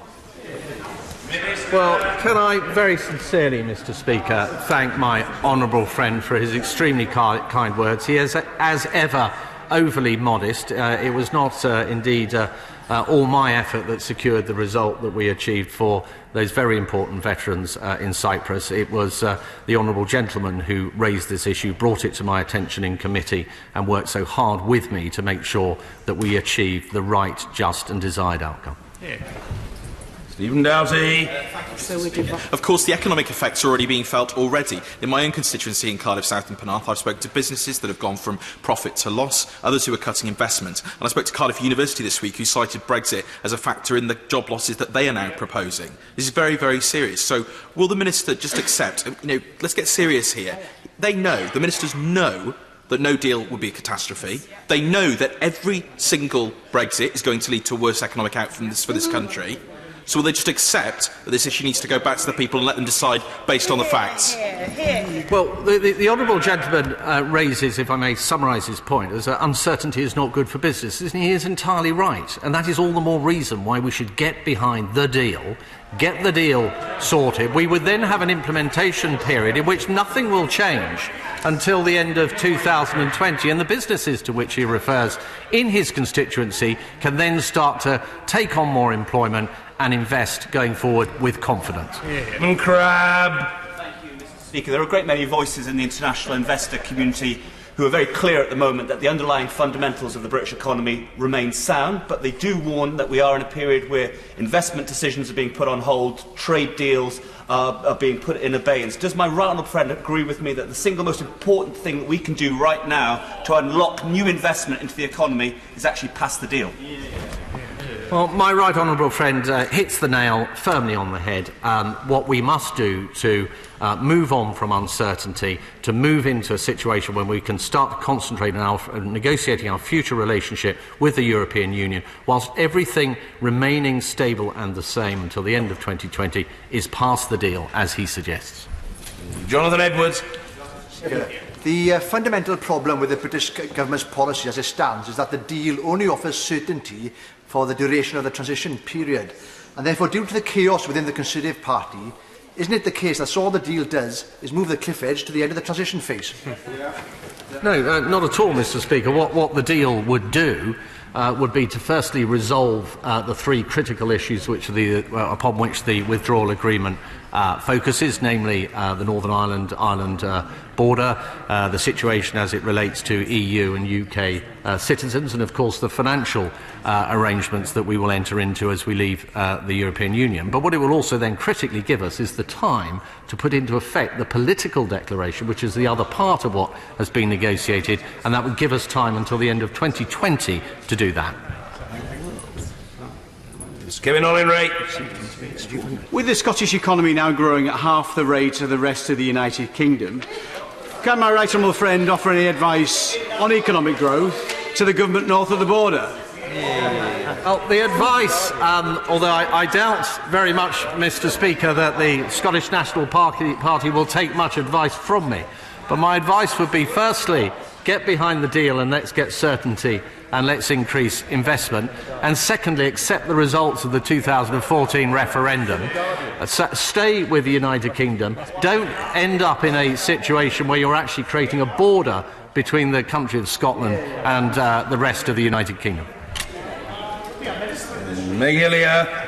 Mr. Speaker, in response to the chair of the Brexit Select Committee, the Minister said it would have been reckless of the government not to plan for no deal, but the detailed work of the Public Accounts Committee has clearly shown that the government isn't prepared for no deal and it is woefully prepared for a deal. So wouldn't the responsible thing to do now to delay any exit or extend the transition period and take stock and make sure that that D-37 uncertainty that is hanging over our country is resolved? It's too late to just pass the deal now. The uncertainty is now built in. Mr. Speaker, I don't accept that we have not adequately prepared or are not deeply preparing for the possibility of a no deal. This work has been going on for many, many months and to a far greater depth than many have actually appreciated. In my own area of ministerial responsibility, HMRC and Borders, we have now staffed up. We've got 4,500 more personnel ready for this work. There will be over 5,000 in place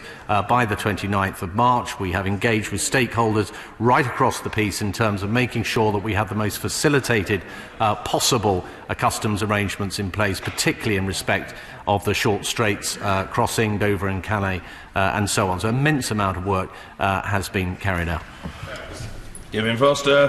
Thank you, Mr. Speaker. In considering the economic impact of the proposed deal, has the Secretary of State reflected on actually the key drivers of our economic performance are the policies we decide domestically around productivity, around our business structure, our tax structure? And we need to look at what the SNP is doing in Scotland to realise where we could go wrong. Yeah. OK, well, I won't get drawn into the Scottish National Party again, other than to thank my honourable friend for his question. And he is absolutely right. Fundamentally, the way in which we manage the economy is one of the most important things that we do as a government. That's why we have record levels of employment, why we have the lowest level of unemployment since 1975, why we halved youth unemployment since 2010. We've reduced the debt, reduced the deficit by 80%, and why the economy is moving in the right direction.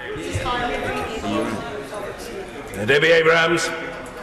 As many honourable friends have said, all credible economic analysis shows that a no-deal Brexit would be disastrous for the economy, and this draft withdrawal agreement would only be slightly less disastrous for this economy.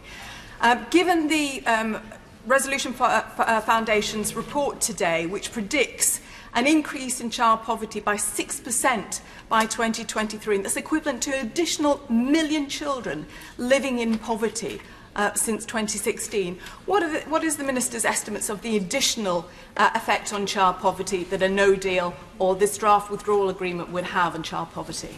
Well, absolute poverty, Mr. Speaker, is at a record low. This government has an enviable record of helping those that require work to get into work, and I've already at length outlined our success in that area. We have also made sure that work pays in terms of the benefit system and our rollout of universal credit. But underpinning the Honourable Lady's question is a denial of the result of the 2016 referendum. The country took a decision to leave, and on that basis the decisions have to be whether we have a sensible deal as we've negotiated, or whether perhaps we end up with no deal that I think the vast majority of this House would not want to see happen. Stephen Kerr. Thank you, Mr. Speaker. My right honourable friend knows, and I know the people of Scotland know, that the SNP government, by their refusal to contemplate any form of withdrawal agreement whatsoever, are deliberately dragging Scotland to a no-deal situation, a crisis of their making, which they would then use as a platform to demand independence. What possible excuse, to the best of my right honourable friend's knowledge, what possible excuse does the First Minister of Scotland have for not attending the Prime Minister's Brexit cabinets? Well, it is for the First Minister of Scotland, Mr. Speaker, to answer for herself as to the reasons why she attends the functions and the points that my honourable friend has made. But there is no doubt, Mr. Speaker, that this is a matter that affects the entirety of the United Kingdom, including Scotland. I believe that the vast majority of us in this House wish to avoid a no-deal Brexit, and the Scottish National Party could play a very pivotal and important role in helping us to avoid that by supporting the negotiated deal. Marsha de Cordova. Thank you, Mr. Speaker. It is no secret that this government's deal will hit people's livelihoods, jobs and economic growth. And all credible economic analysis has said that a no-deal Brexit would have a devastating effect. With just 37 days to go, will the Minister agree now that we need to get serious and they need to consider extending Article 50? Well, Mr. Speaker, the Honourable Lady asks or urges us to get serious. We've been extremely serious at negotiating a deal with the European Union for a very considerable amount of time, and we continue to be engaged upon that endeavour. And where she is absolutely right is that we all, I think, most of us in this House, wish to avoid a no deal. But the way that we will do that is by members on the opposition benches and our members on this side uniting together and making sure we avoid no deal and we have a good deal for our country. Tom Brake.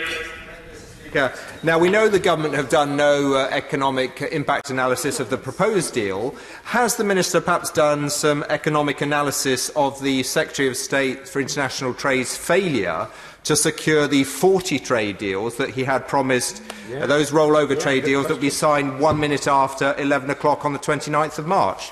Yeah, come on.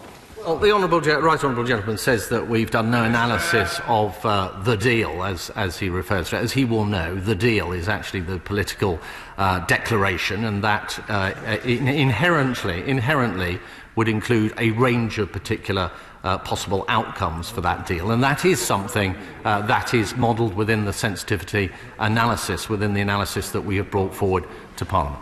Well, Mr. Seeley, sit down, young man. Sit down. Sit down. It's very discourteous. The father of the house comes in. Order!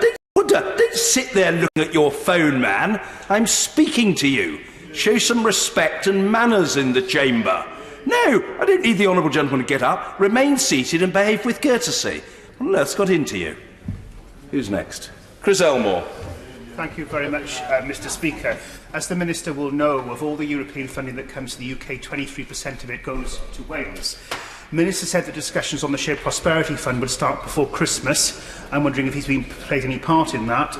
Leave campaigner said that Wales would not be a penny worse off if we were to leave the European Union.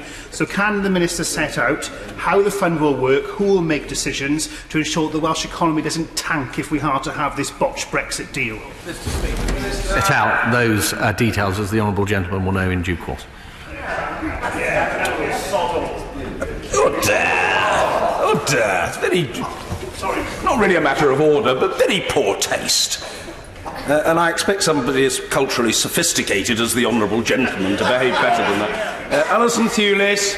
Thank you very much, Mr. Speaker. The Scotch Whisky Association recently reported that the value of Scotch whisky exports to Mexico last year was $131.5 million, up 18.5% in 2017, and it is the fourth largest export market by volume for Scotch whisky.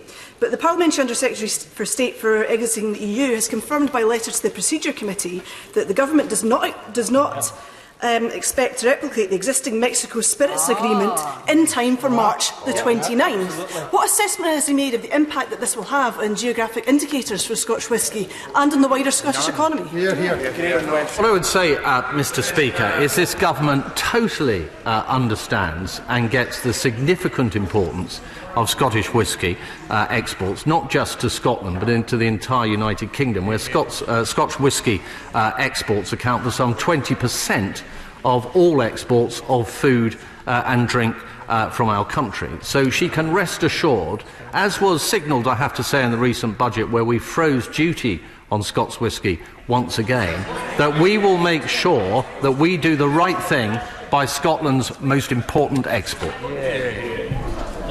Stephen Timms. Thank you, Mr. Speaker. His department's assessment is that any form of Brexit will leave us worse off than if we stayed in the European Union. Will he simply confirm that is his department's view? Quite rightly does not assess staying within the European Union, and there's an obvious reason for that, Mr. Speaker, which is that in June 2016 the country took the decision. 7.4 million people voted to leave the European Union, and that is an outcome that this government will respect. Louise Haig. Will Operation Stack have to be replicated across all major ports in the event of no deal? He can rest assured that a very extensive amount of contingency planning has gone on and will continue to go on in terms of the arrangements that we may have to bring into force at our ports in order to make sure that goods keep flowing. Alan Brown. Thank you, Mr. Speaker. Heard the usual nonsense from the benches obviously about SNP bad for not supporting this government's so-called deal. Yeah. If the deal is so good, why is the UK government not brave enough to take control and publish evidence on the financial impact? Now, has he seen the analysis for the Bank of England that his deal will raise unemployment by 4% and inflation by 2%? And if the UK government does not agree with that analysis, why don't they disprove it by publishing their own evidence? Very good. The honourable gentleman suggests that we haven't had the courage, I think as he put it, to produce an analysis of the deal, as he terms it, and I would say we have done precisely that, as was required by this House. A range of potential landing points for the deal, as set out in broad terms within the future political declaration. The government has done just that. Geraint Davis. Mr. Speaker, the Father of the House knows better than others that Margaret Thatcher was instrumental in creating the single market and encouraging Japanese companies to come here to platform into it. So given that the EU now has a free trade agreement with Japan and the government intends to Brexit, isn't the loss of Japanese-based jobs and investment painfully predictable? And isn't it incumbent now on the government to give business and the people and Honda workers and others the final say on it, whether this is really what they want, namely this botched deal, or to stay in the EU to secure future jobs? Well said. What the honourable gentleman, I think, has overlooked is that the trade deal with Japan has been struck at a time that we are members of the EU. and the impact there will be an impact on car producers, and we've seen that as part of the reason why Honda has taken the decision that it has taken. The most important thing going forward is that we enter into an arrangement with the EU where we minimise the frictions at our borders, we have a free trade agreement with the EU 27, and that we make sure that trade continues to flow. And the best way of doing that, Mr. Speaker, is to support the deal that we're negotiating with the European Union. Jeff Smith. Thank you, Mr. Speaker. The government's letter to Nissan promised that their ability to export to and from the EU would not be adversely affected by Brexit. Now, how on earth can that possibly be reconciled with the Prime Minister's red lines? Well, we have a clear commitment to the Prime Minister, my right honourable friend the Prime Minister has a clear commitment to entering into a future trading relationship with the European Union based on the political declaration, which has at its heart a free trade area, so tariff-free trade, and also making sure that we have the customs facilitations in place to make sure that that trade flows as freely as possible. Marion Fellows. And in spite of the benches opposite shouting SNP bad, I'd like to ask this question. The UK Treasury analysis doesn't cover the PM's deal. It covered a no deal, a free trade agreement, EEA without a customs union, and the Prime Minister's failed Chequers plan.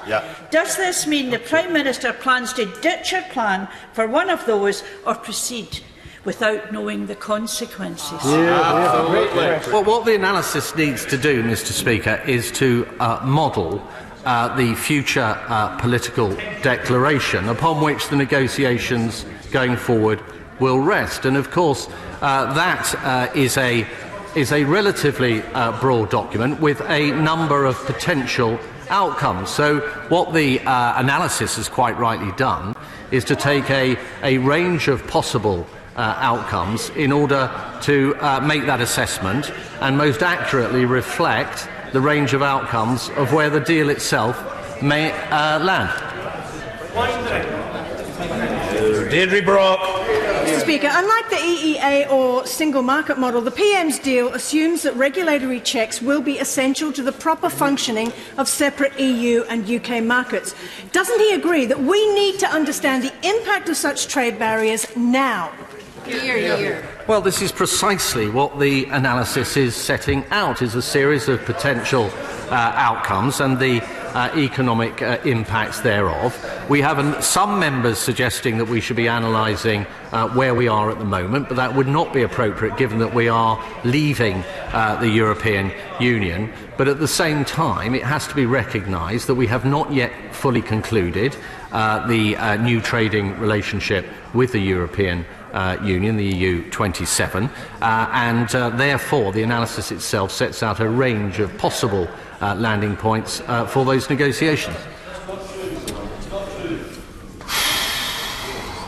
Patrick Grady. It sounds simply Minister is actually starting to say and admit that there is no analysis of the withdrawal agreement bill. So I just want to press him.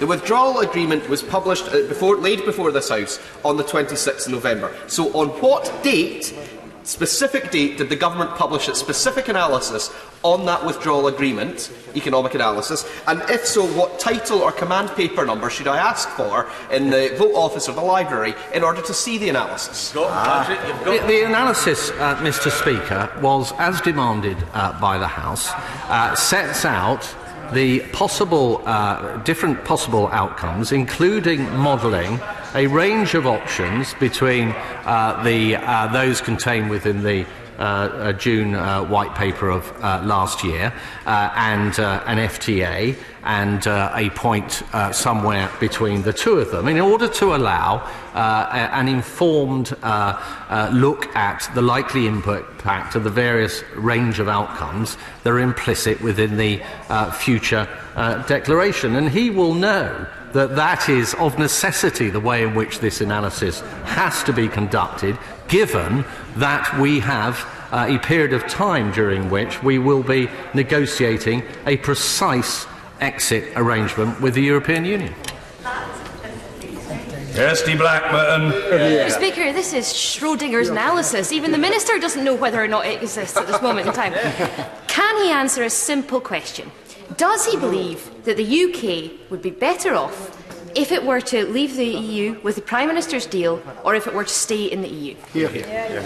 Well, Mr. Speaker, I've been asked this question a couple of times, and the reality is that that is an entirely hypothetical question, because to end up staying within the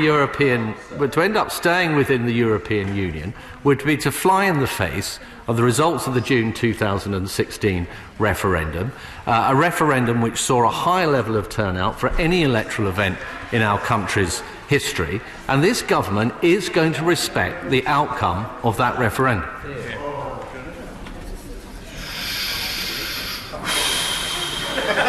Through Henry. Thank you, Mr. Speaker.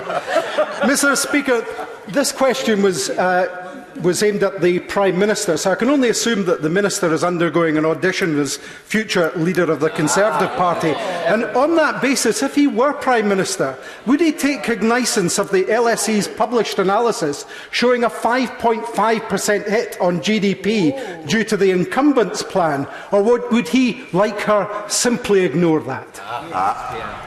What we must do, Mr. Speaker, is to make sure that we conclude a good deal for our country. What we must do, Mr. Speaker, is to make sure that we avoid a no-deal scenario. And what we must do, Mr. Speaker, is to make sure that we respect the result of the June 2016 referendum. That is the mission of this country and of this government. We are negotiating the final elements of that, and as I hope the Prime Minister comes back with changes to that deal around the backstop, if we are to do the right thing, the best thing for the whole of the United Kingdom, then we should support it.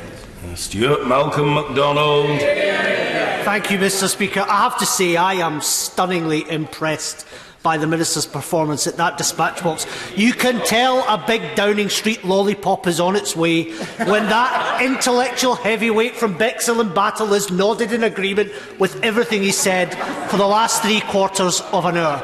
So let me ask him this. The deal ends freedom of movement, one of the reasons I won't support it. Where can I find the economic analysis of ending freedom of movement on Scotland, on the City of Glasgow? And can he also tell me, following his answer to the Chair of the Public Accounts Committee, that as well as the discussions he's had with HMRC, have Revenue Scotland been consulted? Well, on the issue, Mr. Speaker, of the impact of immigration, if the honourable gentleman looks closely at the analysis, he will see that the various scenarios that I have outlined during this urgent question are analysed both in terms of the current free movement arrangements and also in terms of more restrictive arrangements, which would follow on, will be expected to follow on from the negotiations that we will further have with the European Union. But can I just make one important point, very important point on immigration, which is there will have been a multitude of reasons why 17.4 million people voted to leave the European Union in 2016. There can be little doubt in my mind that immigration was one of them, and it is absolutely vital that this government sticks to, as it will, its commitment to ensure that we put an end to free movement and gain control of our borders. Order. The honourable gentleman continues to chunter from a sedentary position about the merits or otherwise of lollipops, but when his appetite has been satisfied, and perhaps even if it hasn't been, we will move to the next urgent question. Sir Edward Davey. Thank you, Mr. Speaker. Will the Home Secretary make a statement on his use of the power to deprive a person of a citizenship status? The Secretary of State for the Home Department, Secretary Sajid Javid. Mr. Speaker, to keep this country safe, we must be prepared to make tough decisions. As I told the House on Monday, there must be consequences for those who back terror. More than 900 people travelled from the UK to engage with the conflict in Syria and Iraq. At least 20% have been killed in the region, and around 40% have returned. They have all been investigated, and I can reassure this House that the majority have been assessed to pose no or a low security risk. Those who stayed include some of the most dangerous, including many who supported terrorism, not least those who chose to fight or to raise families in the so-called caliphate. They turned their back on this country to support a group that butchered and beheaded innocent civilians, including British citizens, that tied the arms of homosexuals and threw them off the top of buildings, and that raped countless young girls, boys and women. I have been resolute that where they pose any threat to this country, I will do everything in my power to prevent their return. This includes stripping dangerous individuals of their British citizenship. This power is only used in extreme circumstances where conducive to the public good. Since 2010, it has been used around 150 times for people linked to terrorism or serious crimes. And we, of course, follow international law. An individual can only be deprived of British citizenship where it will not leave that individual stateless. Where they are a dual national or in some limited circumstances, they have the right to citizenship elsewhere. Mr. Speaker, it would not be right to comment on any individual case, but I can say that each one is carefully considered on its own merits, regardless of gender, age or family status. Children should not suffer, or if a parent does lose their British citizenship, it does not affect the rights of their child. Deprivation is a powerful tool that can only be used to keep the most dangerous individuals out of this country, and we do not use it lightly. But when someone turns their back on the fundamental values and supports terror, they don't have an automatic right to return to the UK. We must put the safety and the security of our country first, and I will not hesitate to act to protect it. Sir Edward Davey. Can I thank the Home Secretary for his reply? But on the legal grounds to remove citizenship, because it would be, quotes, conducive to the public good, can he set out what are the criteria he must use to make such judgments on the public good? As the Home Secretary knows, the law prevents him from making someone who is British by birth stateless. In November, the Home Secretary lost a case before the Special Immigration Appeals Commission on a similar decision made by his predecessor to strip 2 terror suspects of British citizenship. Then, as now, the Home Office contended that the 2 had Bangladeshi citizenship by descent, but the court ruled that was not the case, and that stripping them of British citizenship was therefore unlawful. Can the Home Secretary tell the House what changes have been made to the decision-making process since that case that give him confidence that he is acting lawfully now? In removing British citizenship, the Home Secretary is essentially saying she's somebody else's problem. But in the words of the former Conservative Chancellor of the Exchequer, George Osborne, which other country is supposed to look after her on our behalf? Can you imagine the fury here if we took a French or Italian citizen who joined Islamic State? Mr. Speaker, surely a British citizen born in Britain is a British responsibility. The Home Secretary mentioned national security in his answer. Can he explain what evidence he used to conclude that this 19-year-old mother and her newborn baby would be a threat to national security?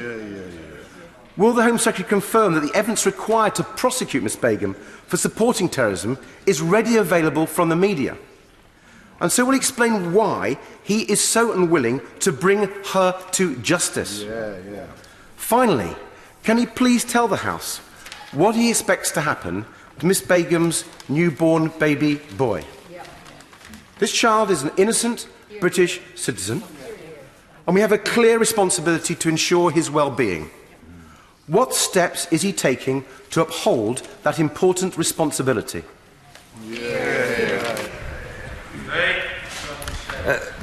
Mr. Speaker, can I thank the one honourable gentleman for his questions? And And I want to go through those. But let me just say to him and the House, these decisions are never taken lightly. And that's not just speaking for myself, but this has been a power that has been in place for more than 100 years. It was set out properly in the 1981 British Nationality Act, and since then it has been used by successive Home Secretaries. And whilst I won't know every decision that every Home Secretary made in the past, what I can be certain of is that no Home Secretary would have taken decisions of deprivation of British citizenship lightly. And there are a number of things to weigh up, as well as national security, moral issues, legal issues. Of course, all that needs to be taken carefully into account, and no decision of this type, as serious as this, can be taken lightly. The right honourable gentleman asked me about the grounds for a citizenship decision. As I've said, I cannot talk about an individual case, but I'm happy to try and answer his questions. That almost all these decisions, and depending on how far back one goes, are made on what's called the conducive test, if it's conducive to the public good. It is a test that a number of issues can be applied in the case that is prominent in the papers now, but in many recent cases, including, I think, the ones that the right honourable referred to, are to do with terrorism and national security cases. And in each of those cases, I would look at the evidence that's put in front of me. Some of it would be secret intelligence, some of it would be more publicly available information, and that will be used to determine the threat that individual may pose to the country. And alongside that, officials from the Home Office, working with other partners and partner agencies, would put together a case, including a legal case, to look at a number of issues, but of course absolutely make sure that if we go ahead and take such a decision to deprive someone of their British nationality, that they will not be left stateless.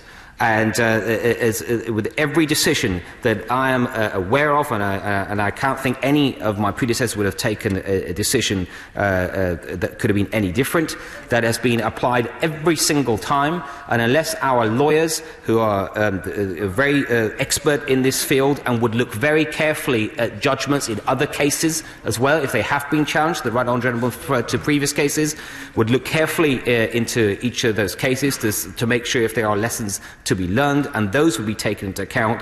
And when a decision then it has to be made, I would have to be absolutely, in every case, absolutely confident that it is not only conducive to the public good, but it is legally proper and correct and compliant with both international and any relevant domestic law.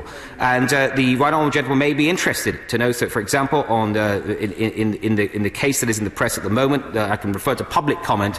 There's been a public comment already by Lord Carlisle, an individual that he would know well, has already reflected on this case and on other such cases that he would have been familiar with, and would be someone who would be worth listening to in terms of how this practice has taken place in the past. The right honourable gentleman also asked me about minors, and again, I can't talk about any particular individual or case, but if in the case of a minor, clearly even more care must be absolutely taken, because it is absolutely paramount in all cases to take into account the welfare of minors.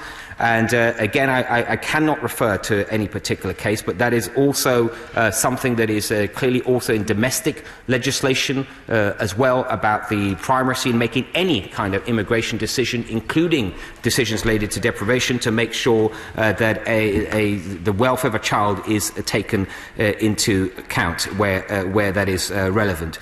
And if I can just say gently also, finally, to the right honourable gentleman, that he was in the previous government.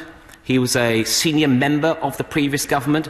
He was not only in the cabinet, he was for almost 3 years, if I remember correctly, a member of the National Security Council. He would have been there in that council on countless occasions discussing counter-terrorism issues. It's hard to actually think that perhaps the issue of deprivation may not have come up, but not only was he a member of a government that itself made decisions on deprivation, many on terrorism grounds, he even voted for the 2014 Immigration Act, which extended extended the powers of deprivation, and now he stands here pretending that he knows nothing of this and trying to play politics with such an important issue, and he should reflect on that.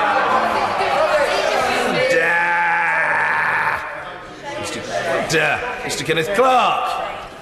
Mr. Speaker, when I was Home Secretary, I didn't deprive anyone of their citizenship, and although this power is necessary, it is being used with ever-increasing frequency. Every patriotic British citizen has to accept that we have fellow citizens who are extremely unpleasant, have very unpleasant and dangerous ideas, and we deal with them by the rule of law, international law and domestic law. There are some people who are mass murderers, but we've given up transportation or exile as a response to such cases. So can I ask my right honourable friend, as this woman is only one, actually, of several hundred who have already come back, and hundreds of various Western nationalities who are now stranded in Syria, is it not right that we should begin at least from the position that we accept back the people who are obviously British by every ordinary test of the world, and that others have to accept back everybody who's obviously a national of their state, because the threat to future security of somehow leaving them to disperse from Syria seems to me quite serious. And we can use the full force of the criminal law, we must, and we can use the full resources of the intelligence services once they've got back here. That's how he's going to be able to protect the British public. Mr. Speaker, can I first say that I always listen very carefully to my right honourable friend, and he's very distinguished in this House and also a distinguished Home Secretary as well as in many other positions of responsibility. He's, again, as usual, he's made a very important point, and all I would say to that is that there are each case should be looked on a case-by-case basis.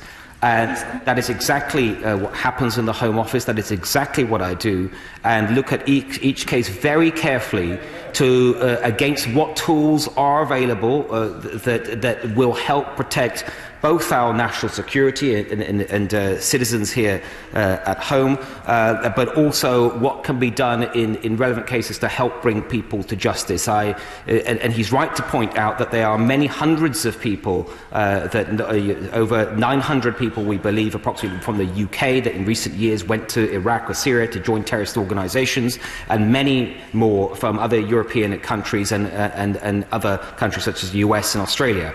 And we work closely with our allies as well, and I hope he'd welcome the fact that we are trying to work even more closely with them with the recent news, more recent news about Daesh and how it is being defeated in that region, and on the expectation that more people may want to come back to the UK or to other European countries and work with them and see how we can coordinate and have a more unified approach.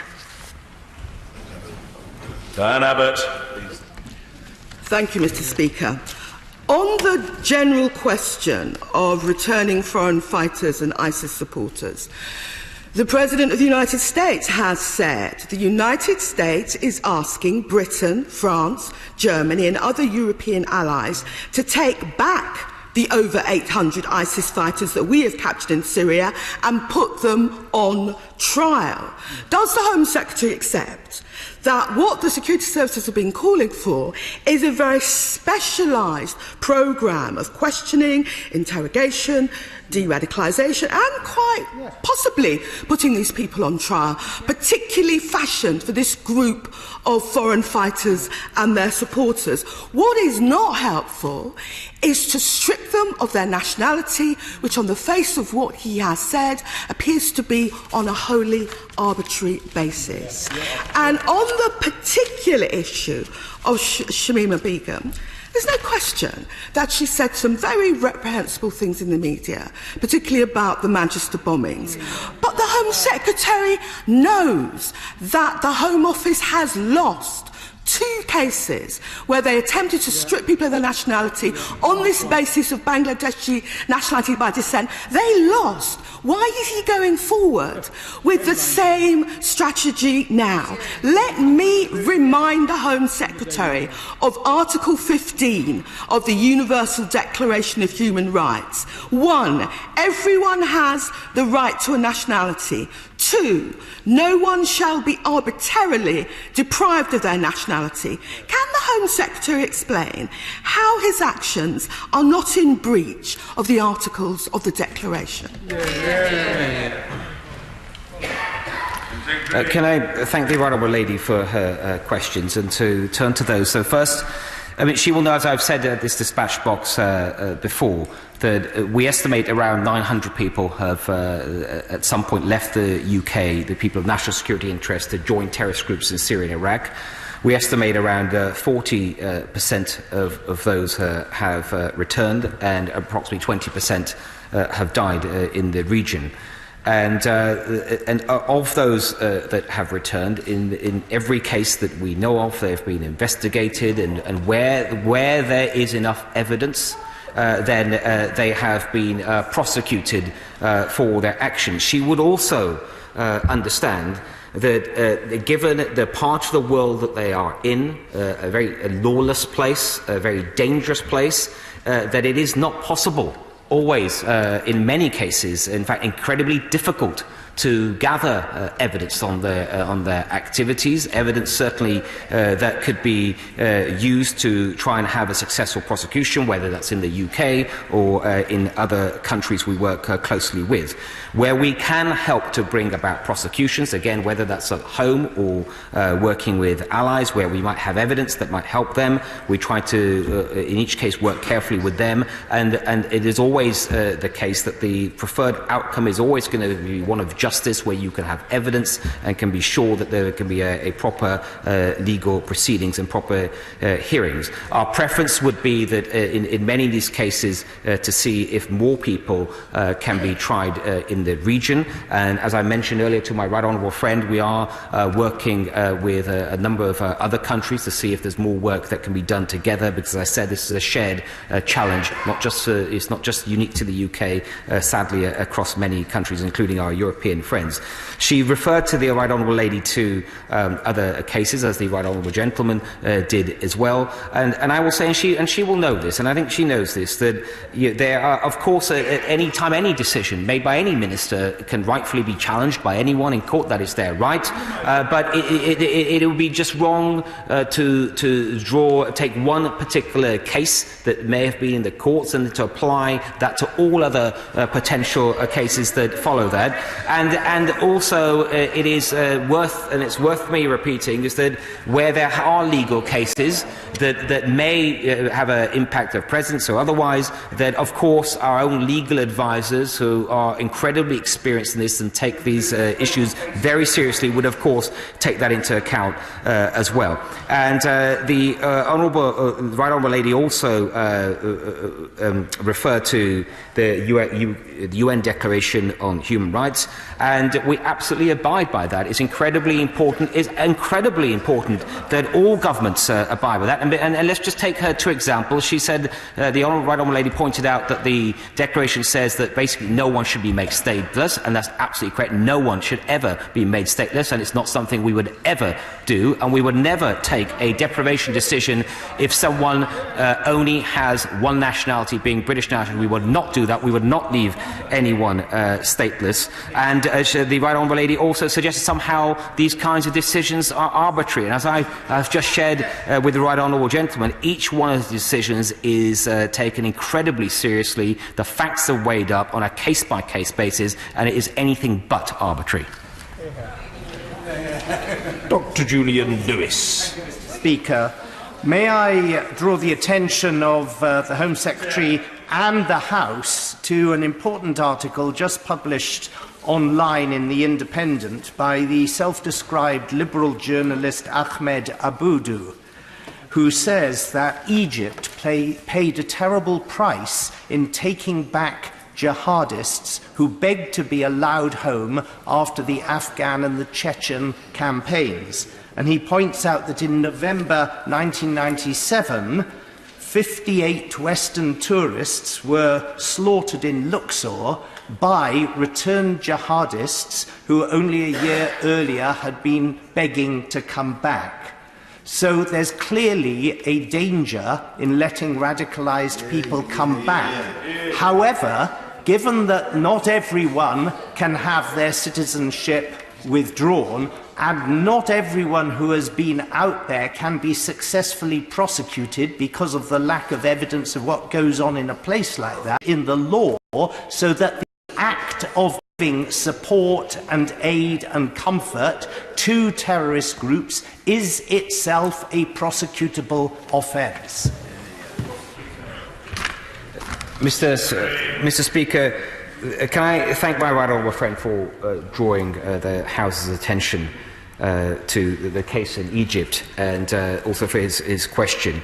And what my right honourable friend outlines is that in cases, again, I'm not talking about any particular case, but where you have cases where the only opportunity that you have effectively to keep out a dangerous individual is through deprivation, and therefore prevent their re-entry into the UK, then any Home Secretary would weigh up that option very carefully, because ultimately my number one responsibility is to do everything I can to keep everyone who lives in Britain safe. And the last thing anyone would want to see, and my honourable friend has given this example of Egypt, where someone has returned that couldn't be kept out and then went on to kill, to murder and to destroy lives. And so that should be paramount in every honourable member's mind about their duty they have also to keep their constituents safe and help this House to do so. And that's why the House has supported successive acts of Parliament that allow deprivation, and as I said, an act in 2014, not that long ago, which actually extended powers of deprivation. That was the will of the House. My right honourable friend also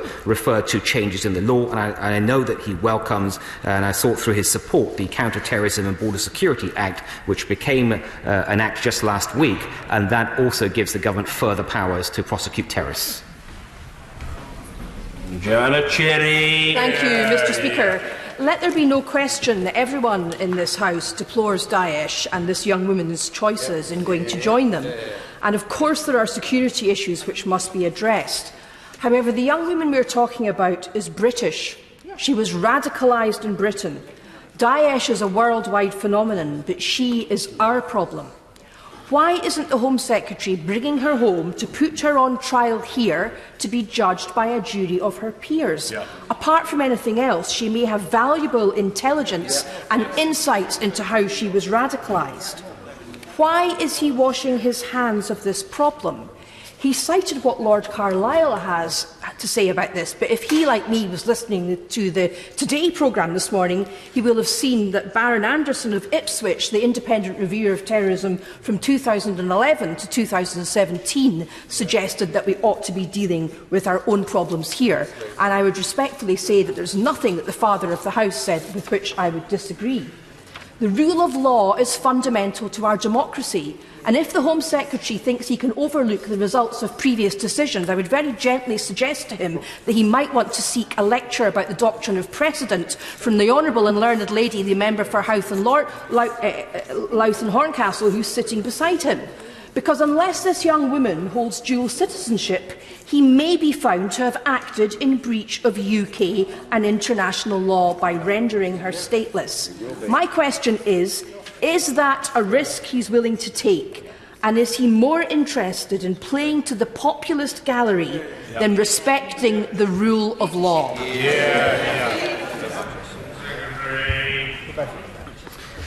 Mr. Speaker, I'll say a couple of things to the Honourable Lady. First of all, I can't talk about an individual case, but I will try to answer her questions. That every decision on deprivation, and again, I think I speak for all former Home Secretaries as well, which under successive governments have made decisions on deprivation, that it would be weighed up very carefully.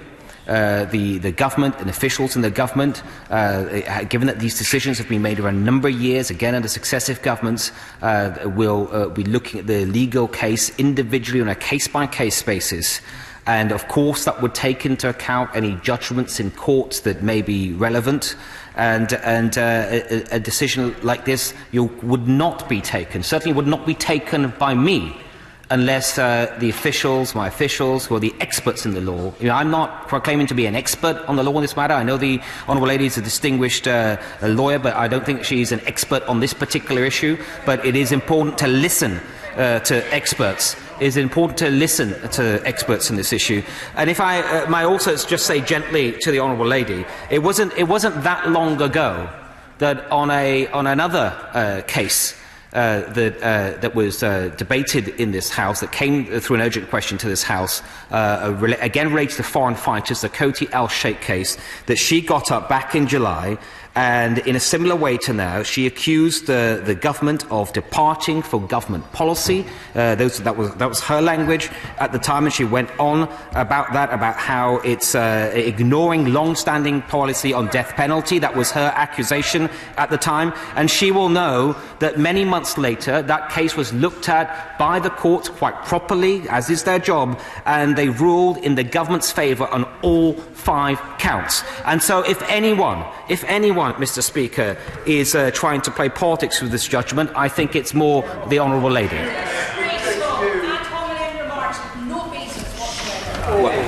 Well,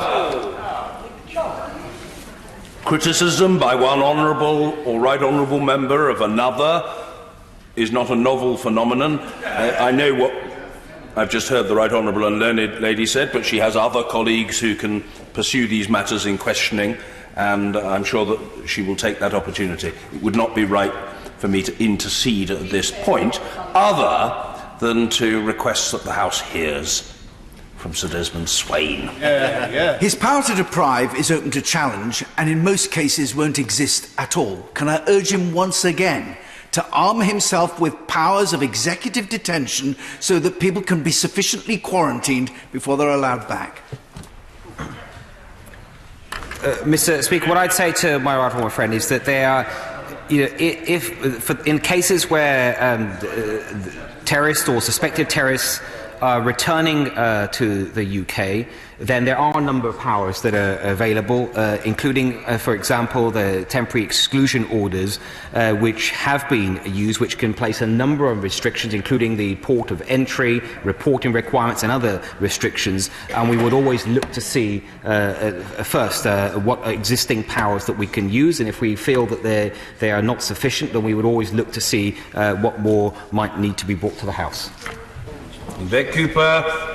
The Home Secretary is right to want to prosecute anyone who has been involved in terrorist activity here or abroad, and we should support him in doing so. But on this citizenship issue, he has said he will never make anyone stateless. But it appears in this case he is relying legally on this young woman's potential right to citizenship in the Netherlands or Bangladesh, and presumably on the expectation that one of those countries will accept her, even though she hasn't lived there and was radicalised here. Does that mean he accepts that the same principle would apply to other people who might be citizens of Bangladesh or the Netherlands, who might either have potential citizenship in the UK or actual dual citizenship rights? And if those countries removed their citizenship first, even though this was somebody who had committed crimes in that country, who had never lived here, that we would somehow be expected to accept those citizens? Mr. Speaker, first of all, the right honourable lady, and I understand why it's referred to a particular case, and I won't comment on that, but in terms of her broader question, again, it's worth reminding every time such a decision is made, it is done on a case-by-case basis, and it is by definition, each case is going to have a different set of facts, sometimes completely different set of facts, and we will take all those into account. And in every single situation, there is no question of making anyone stateless under any circumstances. And not only would that be unlawful, but I think it would be morally wrong as well to make someone stateless. And that is not something that we would do. in any case that I can give assurance, certainly any decision that I've made, I'm perfectly comfortable that the analysis is done properly in each case by expert legal advisors, and that I wouldn't make such a decision unless I was absolutely confident on the statelessness issue. The Right Honourable Lady also referred to citizenship of other countries and how it may work or may not work, and she will know, and being the chair of the Select Committee for Home Affairs, she will know that the citizenship rules can be very complex. They're in fact quite complex in our own country. In many other countries they can have similar complexity, but what we do is make sure that we have worked with lawyers, including sometimes, if necessary, with foreign lawyers, to make sure that our interpretation of how citizenship laws work is correct. Bob Seeley. Someone who served on the ISIS campaign, I'm very well aware of the difficulty of extraditing and prosecuting returning UK ISIS fighters. Would you agree that the priority is the monitoring of those 400 plus fighters that are back in the UK? How many of those 400 were actually fighters? Is the Home Secretary aware? How many of those people are likely to be prosecuted? And if he can't supply the information now, would he be able to give it to me or this House in some form at a later date? And would he agree now that there is also a case for an updated and renewed treason bill or act to cope with these sort of incidents in future? Thank you. Hold on. Mr. Speaker, can I thank my honourable and gallant friend for his question? And as I've mentioned a moment ago, we estimate that of the 900 or so that left the UK to join terrorist groups in Syria and Iraq, that approximately around 40% have returned. In terms of how many have been prosecuted, each one is investigated. Not each one, that doesn't necessarily lead to investigation, but anyone who returns should absolutely be expected to be questioned and investigated and prosecuted where that is possible. I believe around 40 have been successfully prosecuted.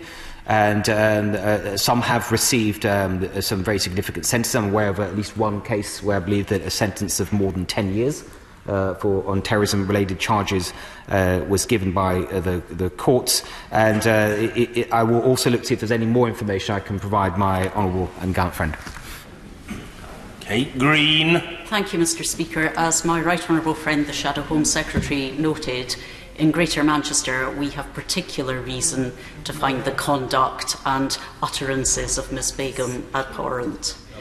We also want to understand why and how she apparently became radicalised in this country, as indeed have young people from my own constituency who have also tragically gone to Syria to fight with the jihadis. How can the Home Secretary assure us that we are taking every possible step to understand how that homegrown radicalisation occurs and what we can do to prevent it in future if we are not able to bring back our own citizens and interrogate, investigate and, if appropriate, prosecute? Mr. Speaker, so it's a really important point the Honourable Lady has raised about. We've been talking about cases in this House that people have raised, that honourable colleagues have raised about where people sadly went on to join terrorist organisations, but far just as important is how do we prevent that from happening in the first place. The Honourable Lady will know that there is across government departments, but including some programmes that are led by the Home Office, work that is done very intensively to try our best that we can, because there are many people, especially young people, that can be seen to be vulnerable and they're preyed on by extremists. And the first part is that to try and find who some of these people are, and that's what we try to do with the Prevent programme, particularly through the Prevent duty.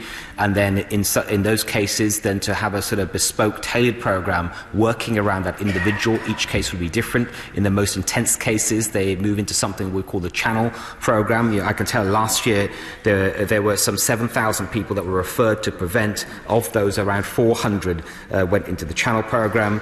And it's worth pointing out to the House that in some of those cases, in many cases, those referrals were to do with Islamist terrorism, but also of the Channel referrals last year, almost half were to do with extreme right-wing types of terrorism and extremism. And so we want to fight all types of extremism, and we work throughout the country, including in Greater Manchester. And just recently, actually a few months ago, I went to Bethnal Green actually and looked carefully at the programme there, and I was very happy with what I've seen so far. Dr. Matthew Offord. Mr. Speaker, this country is admired around the world for its sense of decency, fair play and the rule of law. And that's why I have a concern about this particular case. Can the Home Secretary tell us, because he can't talk about this specific case, can he tell us how many other people have had their nationality withdrawn, whether it's British or dual? Thank you. And I can tell my honourable friend, he's asked me how many other people have had their nationality withdrawn. I mean, again, it's worth pointing out, again, I know I've said it, but I don't think it can be said enough, that it will only be done in situations by Home Secretaries where they would have to be satisfied for themselves that it's conducive to the public good, and by taking that action, that individual will not be left stateless. As I said in my remarks at the start of the urgent question, since 2010 it's been used more than 150 times, but that doesn't include, that number doesn't include, I don't have the number before 2010 at hand, but it has been used by successive Home Secretaries prior to 2010 under successive governments. Liz Saville-Roberts. Well, and I'm sure there are many of us here who will recall the attacks in Manchester, and I'm sure I speak for all of us that for the security in relation to these attacks and the attacks that we've experienced here, it goes without saying that that is a priority. But I do wonder why this Home Secretary can defend the dangerous concept of what is now effectively a two-tier citizenship, and to invoke the name of national security for that. And it's surely now, again, thinking how people perceive this outside, this plays to the same sense of injustice. It plays to the brainwashing narrative of those who seek to radicalise young people in communities across the United Kingdom. And how does he, therefore, anticipate remedying the underlying causes of radicalisation when he opts to act unilaterally instead of making use of a rigorous justice system? Through justice, we achieve what we actually want here, a sense of fairness within society. If we are unfair within society, the Home Secretary loses the moral high ground. I beg on him to consider how he uses justice to best effect. Mr. Speaker, I think it's a fair challenge from the Honourable Lady to make sure that we are, whether it's me or ministers more generally, but certainly in cases of this type, that we are thinking very carefully about fairness, about the impact of the decisions that are being made. The Honourable Lady, and I understand why, she raised the issue of the people that would look for excuses, try and radicalise populations and communities, and that should weigh heavily on any decision around deprivation against the other responsibilities that the government has, which is to keep our citizens safe. And it is also, I think, worth keeping in mind that let's say that in a hypothetical case there is a possibility to keep a terrorist out of the country, and a Home Secretary decides not to for some reason, and that individual returns and then continues to preach extremism, radicalise others, potentially even carry out terrorist acts. It's also worth thinking about the impact of that on communities and how that could go on to radicalise people. Henry Smith.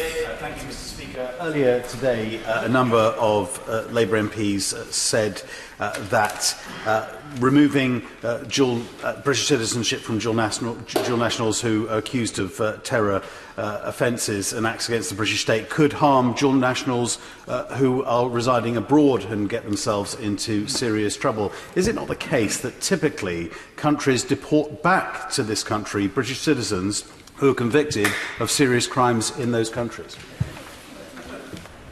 My honourable friend asked me about deportations. which is relevant as far as if we're looking at, in the case of deportations from the UK, we're looking at individuals that for one reason or another, if they have broken laws, that we would seek to deport. Probably the best example that we have in the UK is deportation of serious offenders, foreign national offenders, once they have served their sentence in British prisons. And we look at each case by case, but where it is appropriate, we would look to deport. And it is also the case, as he's pointed out, that if there are British citizens abroad that have committed offences, that many countries, once they have completed their sentence, would then seek to deport them back to the UK. Khalid Mahmood.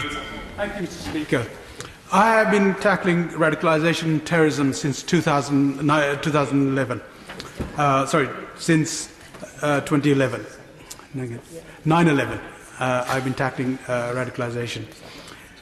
What sets us apart from those radicalisers and terrorists is the rule of law. From their barbaric ideology. What we need to do is to tackle them through rule of law, not knee-jerk reaction according to the latest tabloids headline that exists. You've had, the government had a responsibility in the 1719 terrorism bill, not a mention of this at all in order to try and put the record. Will you have TPIMS measures? How many people are currently on those TPIM measures that you're looking at in terms of people who are radicalising the situation and what's going on with that? You have no records of people that are... I'm not looking at anything. I have no record of anything. The honourable gentleman's been in this House long enough to know that debate goes through the chair. You shouldn't say you, because you doesn't refer to the Minister, you refers to me. And I'm an innocent in this matter. Khalid Mahmood. My apologies, Mr. Speaker. The Minister has no understanding of the TIPS measures that have taken place, how many people are radicalised and not undertaken under action in relation to their capability of striking terrorism and radicalisation in this country. Will he give me some figures on TPIMs and what control he has over those? Mr. Speaker, first of all, I've seen for myself some of the work the honourable gentleman has done, particularly in the West Midlands, on trying to help with de-radicalisation, and I commend him for his work. And it's important that him and others they continue to carry out such work and work with local authorities and other partners in doing that. So I really commend him on that. He's asked me questions on your deprivations generally. First of all, he talked about the rule of law.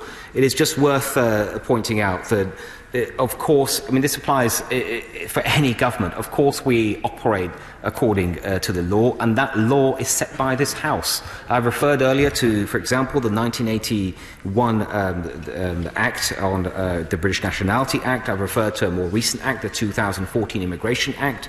I mentioned both of those, but both of those within the Act, amongst other things, they talked about deprivation. The 2014 Act extended the deprivations in terms of how they can be done. He was a member of this House in 2014 as well. I'm not suggesting he voted for the Act. I don't know whether he did or not, but the point was it was debated, and this is the law, this is the rule of law. As well as that, we have signed up quite rightly to a number of international conventions that we care deeply about. The Right Honourable Lady mentioned the UN Convention on Human Rights. There's the Convention on the Rights of the Child, for example, that can be relevant in some cases. This is all hugely important, and we absolutely abide by that. And I cannot say enough, we would not make a decision that hasn't been looked at carefully by government lawyers, experienced lawyers that have worked for many governments and many ministers, unless they feel it is absolutely lawful decision. That doesn't mean, I'm not pretending for a second that at some point in the governments can get their decisions wrong and they can be declared unlawful if they're challenged. That's happened under many governments, and governments have to listen to that. But you try and strive every time to make a decision that you absolutely must feel that is completely lawful. And also, if I can just say that a number of occasions we have published transparency reports in this House on deprivations. The last one, I think, was May of last year, and that gives numbers, year-by-year numbers, and we will continue to be transparent. He's also asked me about TBIMs. I don't have the exact numbers with me now, but if you allow me, I would write to him on that issue as well. Craig McKinley. In fighting Daesh, we faced a new phenomenon, phenomenon. People, through their own actions, deciding to join and embrace a new, however foul and warped, state. It was a matter for them to choose. So can I commend my right honourable friend for the bold action he's taken? And I'm sure it is action that is supported across this country. And can he reassure me that our position on these difficult issues will be one rooted in British values and rooted in proper judicial processes? Yeah, Mr. Speaker, I'm happy to give my honourable friend that reassurance. And he's right to talk about the threat from Daesh, and that obviously Daesh wasn't the first and it won't be the last terrorist organisation we will have to confront. But what was unprecedented, I think, in this case, was the number of people that left Britain to go and join this vile terrorist organisation and commit the most horrific crimes, and either themselves or by supporting what it has set out to achieve.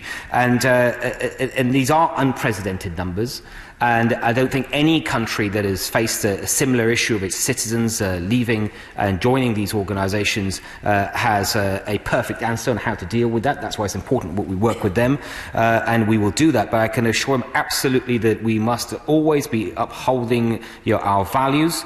And absolutely, as I was just saying to the question before him, we're making sure that every single time that we are acting properly and at all times within the law.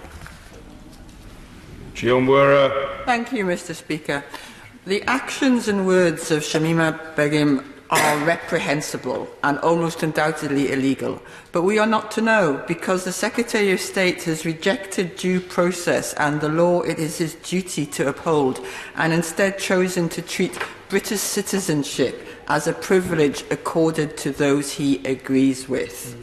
He is also abandoning our responsibility to pursue and prevent terrorists made in Britain, and in the process ceding the moral high ground to President Trump. Do his actions do justice to Britain or to his own political ambitions? Mr. Speaker, the Honourable Lady, I've had some dealings with her in the past, and she's a wonderful woman. And I think that she's a lot better than that question. That's not really, I think that's probably some kind of whip's handout or something. That's not her.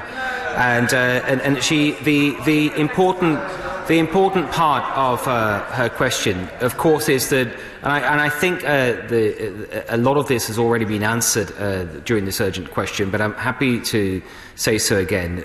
Of course, we must make sure that at all times that we are being both fair, we are acting morally in the right way, and also lawfully at all times. And as I said, when it comes to such important decisions as this, they cannot be taken lightly. They have to be weighed up against the facts very, very carefully, and they should only be taken when all of the alternatives have properly been taken into account.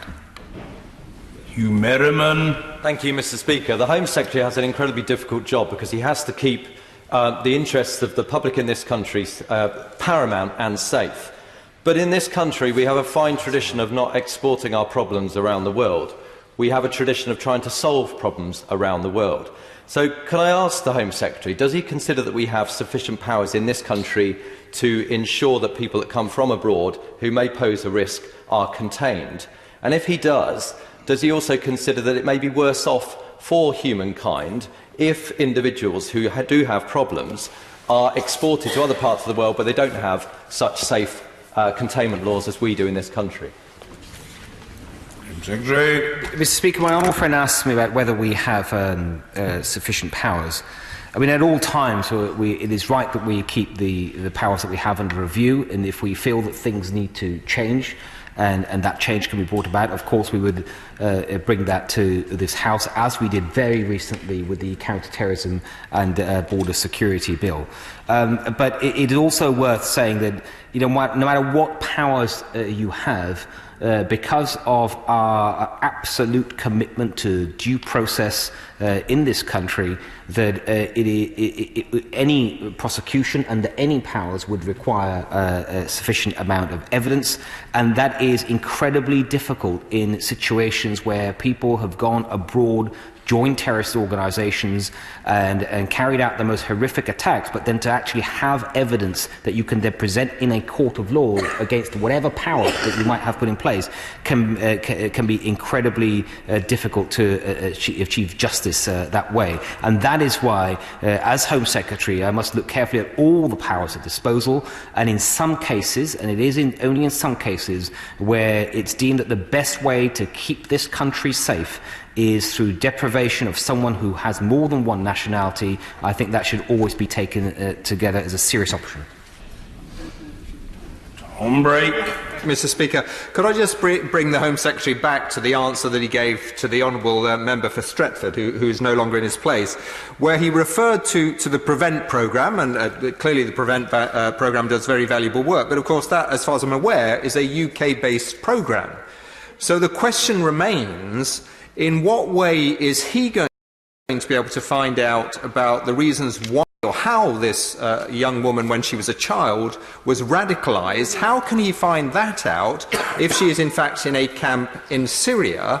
And what assessment has he made of the risks of a large number of people remaining in a camp in Syria, and the risk that, yes, they will in fact develop networks from there and provide us with a real risk here back at home? Mr. Speaker, what the honourable gentleman highlights, and quite rightly so, to bring it to the attention of the House, is that, as I said, these decisions, they are tough decisions. They are decisions that will have to be made weighing up a number of factors. And the honourable gentleman, again, I'm not going to refer to an individual case, but he's talked about people that may be in camps abroad, people that are members of terrorist organisations, went and joined those terrorist organisations, where we have limited evidence of what they may have done as members of that organisation, but we know that they've joined them. There are risks in terms of if they stay in the region. There are risks if they return to the UK. I hope he'd accept that. There are risks both ways, and that's why each time the case should be looked at individually and judged on its own facts. But I do accept. I don't pretend for a second these are easy decisions. These are decisions that for any Home Secretary must be something that all facts must be taken into account and everything should be balanced out. But ultimately, it is my responsibility to keep our citizens safe, and that is what must be paramount in my mind when making decisions. James Cartledge. Thank you, Mr. Speaker. I strongly welcome the action taken by the Home Secretary. There's been a lot of use of the word arbitrary, but surely the key point is this young lady chose voluntarily to go out and join and live amongst this terrible regime which has behaved in such barbaric fashion. And has he reflected, is she wanting to come back because she has regret, or because she feels remorse, or because the caliphate is being defeated? And my constituents, I think, would ask, why should it be that someone can choose to go out and join an organisation while it destroys, but be able to be welcomed back as if nothing had changed once it finds its downfall? Mr. Speaker, again, the honourable gentleman would understand if I don't talk about a particular case, but he's right, as I've referred to earlier at the dispatch box, that we believe more than 900 people have gone out to Syria and Iraq to join terrorist organisations. And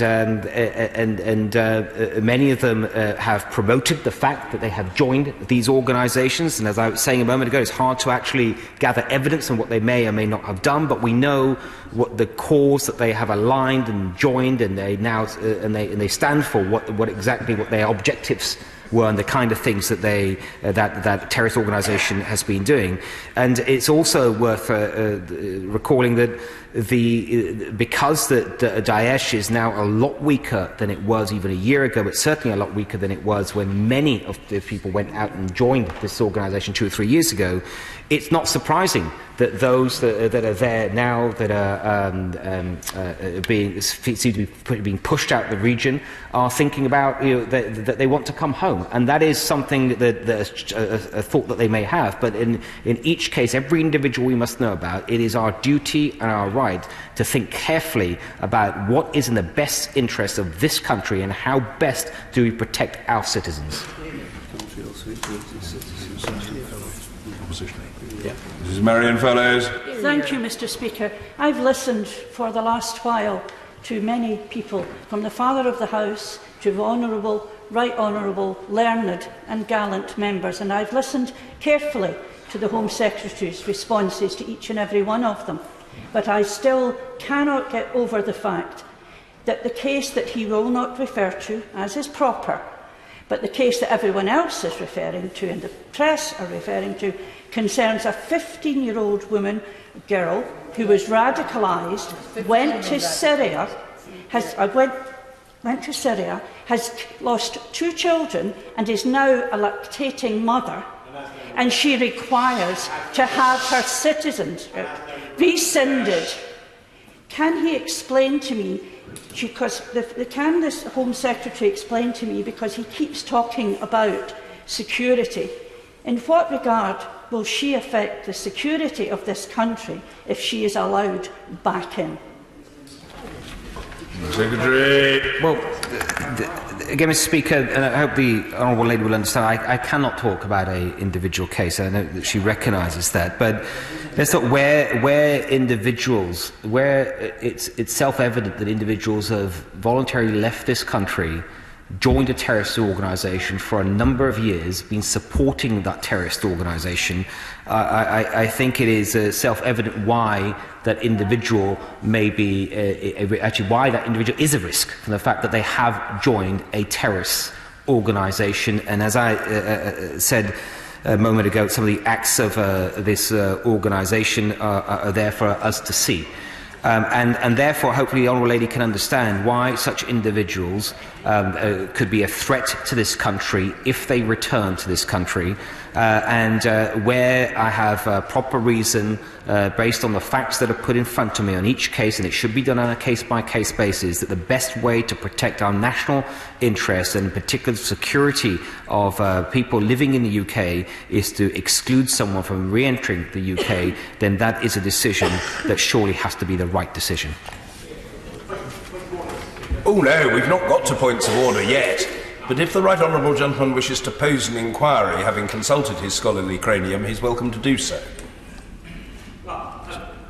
I wanted to raise a point of order, Mr. Speaker, and I'm very happy to wait until you feel that is the right time to do so. I seek your advice, Mr. Speaker, now or later.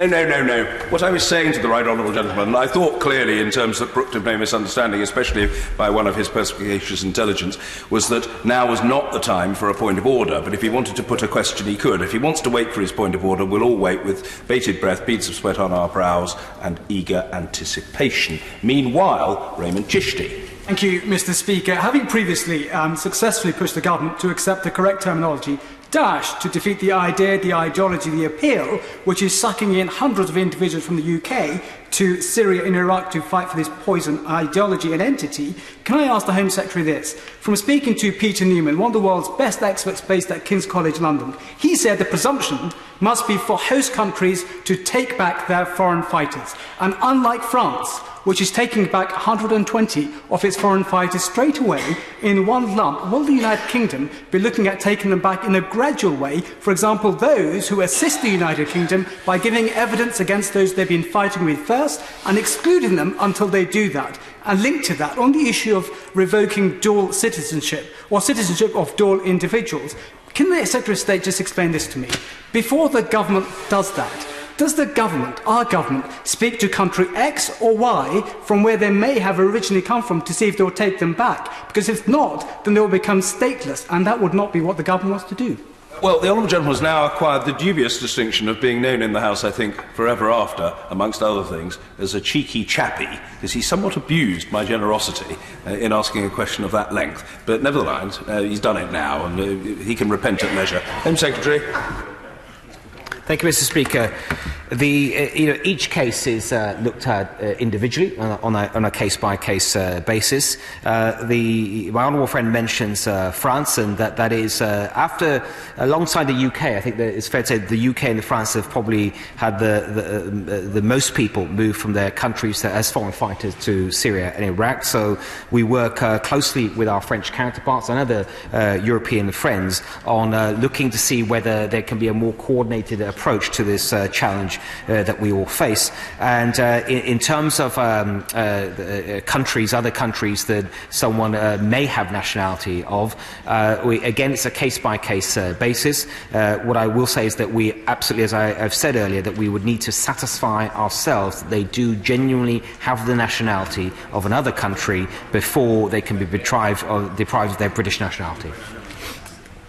Order. We're deeply grateful to the Home Secretary and to colleagues.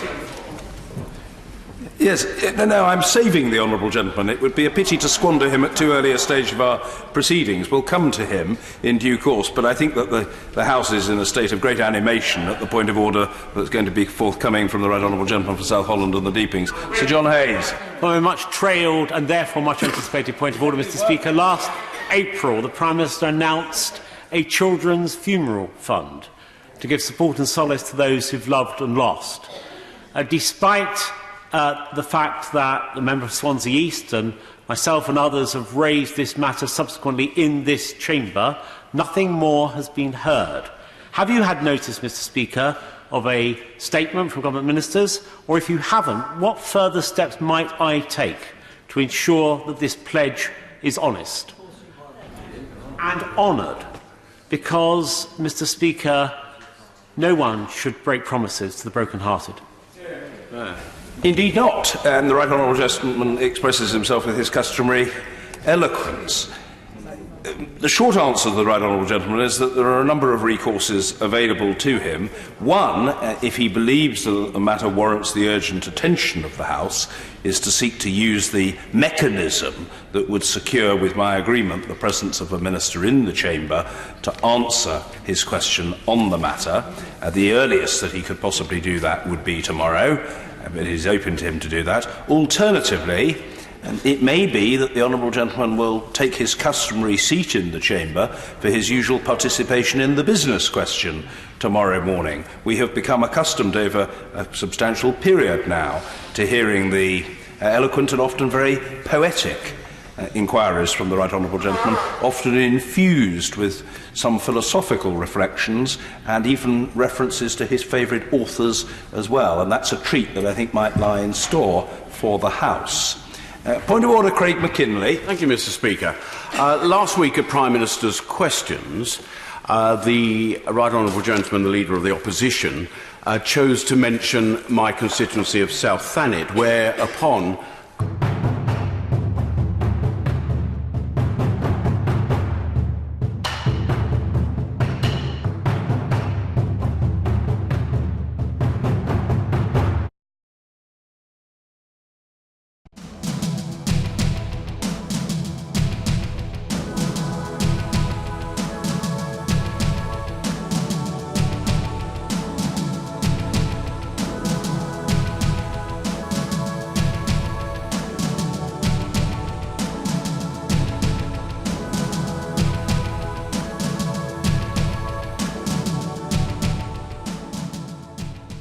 Well, it's lovely to be out on such a sunny evening in Edinburgh, but it's a shame that we have to be out tonight protesting against the two-child cap and the rate clause, well more than a year since Alison Thewlis, my colleague at Westminster, first spotted it in the small print of a Tory budget. Very glad to see such a huge demonstration today and so many people still coming along 1 year after the rate clause came into force to show their opposition to this vile and despicable policy. The UK government have never been able to justify this policy, and we saw that this week with Esther McVeigh's pathetic attempts to say that the rate clause was somehow double support for women and that gives them some kind of chance to talk about the most appalling and disturbing experience of their life.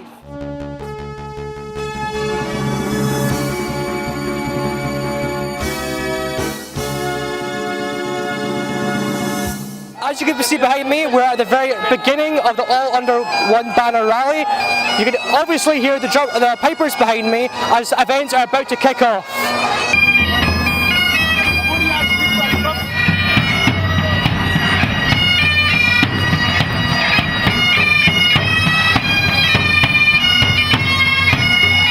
It's time to aim high, look resolutely outwards, and never, ever accept second best.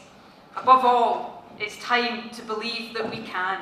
We can build that better country we know is possible. And friends, we will. If you enjoy watching our programmes, please help us to be Scotland's independent broadcaster by signing up to become a Broadcasting Scotland supporter.